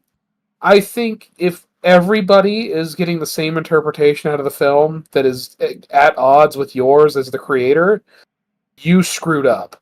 Now, there are very special people in the world who, like my dear departed grandmother, God rest her soul, completely misunderstands it, because let's be honest, she was just there for the beautiful sets and the music. She was not paying attention to she's old. She was not paying attention to the story. Yeah, those people exist, but by far and away, because because you see this in video games too. Like with Far Cry 5, they made that folk song about keep your rifle ready or whatever, and everybody loved it, and like people on a certain political spectrum were really upset that people on the other side of that spectrum like loved that song. Like, no, it's making fun of you, and it's like, yeah, but it's cool. Like, I don't know. Like, I guess you can, but for the most part, I would blame it on how it was like how it was made, like what the creator did making it. Because if everybody else is getting a different interpretation than yours as the creator, like completely at odds, then you screwed up. Well, Generally, is what I would say. Let's use a few examples to call into question maybe both perspectives. Something like abstract art is intentionally made to be interpreted by the person viewing it in sort of their own personal way. Like it's intentionally made for you to sort of bring it in abstractly and then it's like looking at a giant canvas that's only red and being like, well, I feel warmth and anger and whatever. That there's an element of art where the viewer almost interacts with the piece simply by the viewing. Right. However, there's also an element of objectivity with things like, it's like when people talk about things like beauty. It's like, well, beauty is in the eye of the beholder. And it's like, well, not necessarily. It's like, no, you could find anything beautiful. It's like, sure, personal preference could fall in it, but there are actually beauty standards. Symmetry. Yeah. Looking clean. There are actual objective ways of viewing things, artistically or not, that you can say would imply that it's bad. And a lot of this is subject to cultural norms and personal preferences, all of those things being aside, all of the outliers and qualifiers. However, taking, let's say, Megalopolis as an example, an inconsistent narrative that's all over the place, that's hard to interpret, that flows in no logical, natural way, that has inconsistent even characterizations where the characters will speak normally and then in like some Shakespearean way, and then sometimes in a sort of poetic way of speaking. I think you can objectively say that it's put together really badly and in a confusing way, because there's an objective way of like, did you make the movie in such a way that it can be understood by the audience and what you're trying to say? Yeah. And perhaps you could say a movie is bad if the audience is incapable of understanding what you're trying to tell them. Mm-hmm. But that would be bad. Can objectivity exist in art? Oh God! I mean, it's not an age-old question. I think, oh God, not to be a fence sitter, but I think for the most part, yes, there is some With objectivity qualifiers. to art. Yeah, I mean, there's always qualifiers, right? Like, because there is such a thing as like, yes, this isn't objectively the best, whatever, like acted, best animated, best shot, best whatever. Like there can be flaws to a lot of things that are very good, and sometimes they're even stylistic choices. Like, yeah, this isn't the most like the best looking film or show or picture or whatever, but it was done this way for to invoke a certain feeling or like set a certain vibe or tone. Like that's always a thing, I guess. But like overall, especially when you're talking about making something for lack of a better term, for the masses, for the general public, there is objectivity. I mean, you have to. It has to be like looked up to a certain standard as far as how good it looks and how well it's acted, and so on, and how well it's written, how it flows, how it's paced. But the artsy people will tell you no, of course not. Like art can be anything, so therefore And, sure, fine, fair enough. But I mean, if you're talking about, especially in reference to movies or something like that, like, you want to make money, right? That's why these things are done. So, No, it's all about the art. You sell out. absolutely, I'm a sellout, 100%. We mentioned this a little bit with like objective standards of beauty. I think that where art comes into it is that we have this objective standard of beauty, but at the same time, art is subjective. And so what I may like, what my tastes are in art, differ from yours. But at the same time, we can still look at a painting and say, you know what? I hate this painting. Here's the problem, I Jason. can see... Having had this conversation with academics in the art field, they would tell you art is not purely subjective. Right. There are standards. There are. It's like I can make a painting and it looks like shit, and you can say, "Well, I like it," and that doesn't mean it's good because an individual might find quality in it. It's still bad. Well, right. I'm thinking of like comparing Jackson Pollock, whose work I think is absolute garbage, and something like a Rembrandt. And looking at it and saying, no, Rembrandt is good, Jackson Pollock is awful. But the thing is that I'm kind of outweighed in the art field by the people who like Jackson Pollock and think his art is wonderful. It's like, I've seen chimpanzees do better art than Jackson Pollock. What's going on here? And obviously it's that objective versus subjective. For some reason, in my opinion, Jackson Pollock fell ass backwards into the art world and just looked into it. Was the right time. He was in the right time at the right place for people who wanted his crap. Well, it feels like I'm going to go down a really awkward philosophical route. So I have a leading question. Okay. What's a chair? What's a chair? Yeah. That is a good question. In the strictest sense of the definition, something that you can sit on. Is a rock a chair? If Can be. In the strictest sense, yes. In the absolute definition of a chair, no. Is Ross a chair? Can be. Once again. So if I can't sit on it, is it a chair? Yes, it's not a chair if you can't sit on it. Okay, so then there is such a thing as a good chair and a bad chair based upon quality, whether or not it serves the function that we are looking for. If the art perhaps doesn't serve the function that it's trying to do, then perhaps you can say that there's an objective way of interpreting things like art as bad. Yeah. And the only way you can really get any sort of objective measure from that is when the artist makes something and they're trying to do something with that art and no one's getting anything from it. You could imply that perhaps the art is bad. Like we're trying to make a really good Lord of the Rings movie and that they're trying to make a good Lord of the Rings movie and it turns out like a bad chair that you can't sit on. Maybe the movie's really shitty. Yeah. Have I implied that at least you can push things to at least a narrow perspective that there is such a thing as objectively good or bad? Oh, totally. I agree. I agree that there is a definition of or by that definition, you can go down and say this is objectively good, this is objectively bad. At the same time, especially with things like art, there is a lot of that beauty is in the eye of the beholder.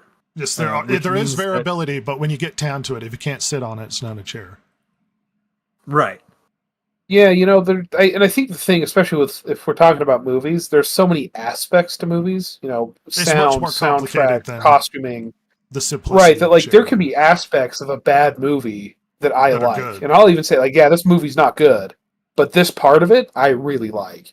I mean, Here's an example. I mean, and this is one that I think all of us here on this panel will disagree with entirely, but we know this to be the case because of the popularity of this. Anyway, remember the original Suicide Squad movie they made with the Jared Leto Joker? Yeah, yeah. Mm-hmm.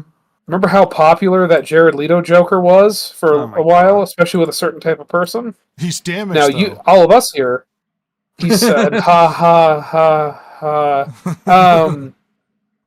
And remember how there's just, I mean, all of us don't like it, but there's certain people who really like the look of that Joker. He spoke to them. Yeah, seriously. And that's fine. Like, people can take what they want out of it, but at the end of the day, was that Suicide Squad movie good? No. Well, and there are expectations of what Joker should be, what makes a good Joker, and then the Jared Leto fails in parts of those aspects, which would make him a bad Joker. Is he 100% bad? No, there's interesting aspects to his character, but it's bad because there are certain elements that make Joker who Joker is, and those elements were not retained in the creation of this character. Hence, you can imply that there's a bad Joker. I think we're getting somewhere here. Yeah.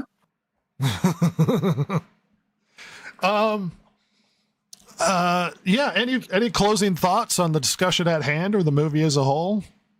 Is it bad? Is it a bad movie? It's a bad movie. There's a couple of things that I just wanted to talk about real quick. So I was looking online for some articles today, and I found a couple of articles that basically they're praising this movie. There was one that was like, more franchises should take this anime film's example.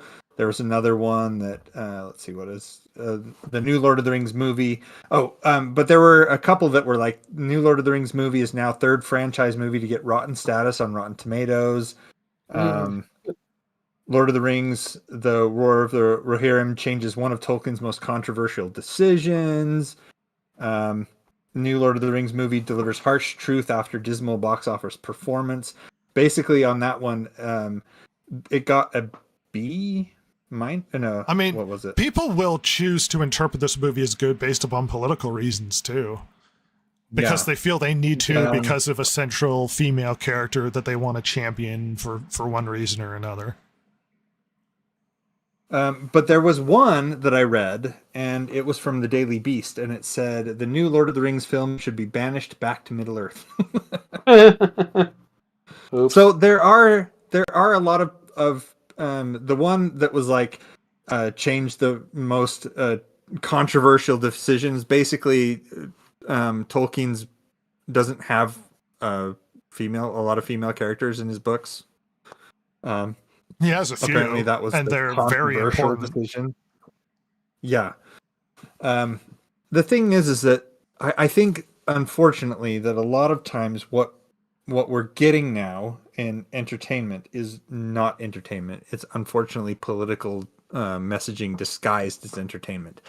And I think this was trying to go that direction. It felt like there were remnants of that, but that they got taken out. And so what we're left here with is a mess of a film that was toothless at best, and a mess. Just it was a film that didn't need to be made, and it got made anyway. And we're seeing why we got it. That it's just a piece of garbage. What do you think, Ross? I would not, had we not been having this discussion with my friends, I would not have seen this in theaters. I would not recommend anyone I know or love to pay money. Yeah, I would not recommend anyone I know and love to pay money to see this in theaters. If you really love Lord of the Rings and you see it on streaming here in the next year or so, and you're bored, give it a watch, see what you think. But don't get a special subscription to see it.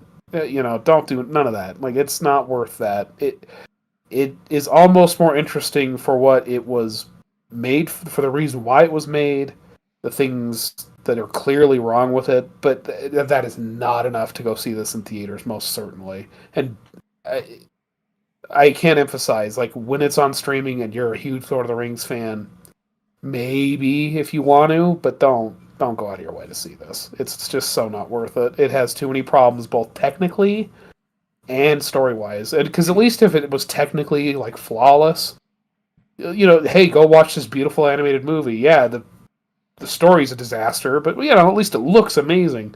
But you can't even do that. So, No. Give it a skip. Give it a skip. I suppose in the end, I would agree with everybody's point so far. I suppose in the end, it feels like this is a missed opportunity and a failure of something that could have been so much more. I mean, they could have done Baron and Luthien, which is a strong female character. That's an amazing story. That would have been amazing. With Sauron and Morgoth, and like they steal the Silmaril from his crown, and like there's so much more stories you could tell that involve female characters. And instead of reading into it and trying to shove in a character that didn't exist and trying to give her some sort of status or respect that wasn't earned. And you end up having a movie that kind of falls flat where you're like, why are we making a movie about a character nobody cares about an event that I feel like we already got in Two Towers. That was fumbled in the end. It could have been so much more, but it's a failure. But inevitably, as we end up doing these sorts of movies, it seems like here's the problem with media illiterate when we sit down to discuss a film. And why we haven't talked about Gladiator 2. We talk about films that we have impetus and energy and interest in discussing. And Gladiator 2 was too boring and uninteresting to have a discussion about. And that was sort of... Yeah. I'm not saying that this element of our channel solely revolves around reviewing bad movies. What I am saying is when you have enough energy to talk about something and you think it's terrible, it's exciting to talk about. Hopefully, we will sit down and discuss a movie that we all enjoy. But I'm hoping by the end of this month, we will have that movie. I'm really, really hoping. Ross is hoping like her with the armor of Helm to show up and create hope for the podcast. And it's just a freakish looking Nosferatu. Anyway. But we are going to wrap up this this review from our side thing of media illiterate, and it's been a lot of fun. I have fun with these discussions. I don't know about you guys. Me too. I really enjoy it. It's all about me. I'm just sitting there like touching my nipples about how the joy I get personally. And listen, folks, I've been in the same room. Trust me, he doesn't. I don't. These are facts. You're letting out my secrets. Absolutely, I am. My precious secrets. But we're going to get out of here kicking and screaming. Thanks for joining us. So if you enjoy it, follow podcast. It's funny, and perhaps a mistake is oftentimes you have elements like the podcast where we talk about pop culture and gaming and movies and whatnot, and that this is specifically movie review, and people who might like a movie review might be the different people than like the general pop culture podcast element to it. So if you want to just listen to the movie parts, no one blames you. Enjoy those. But we're going to get out of here. It's been a lot of fun. I love you. Goodbye, everyone. We love you.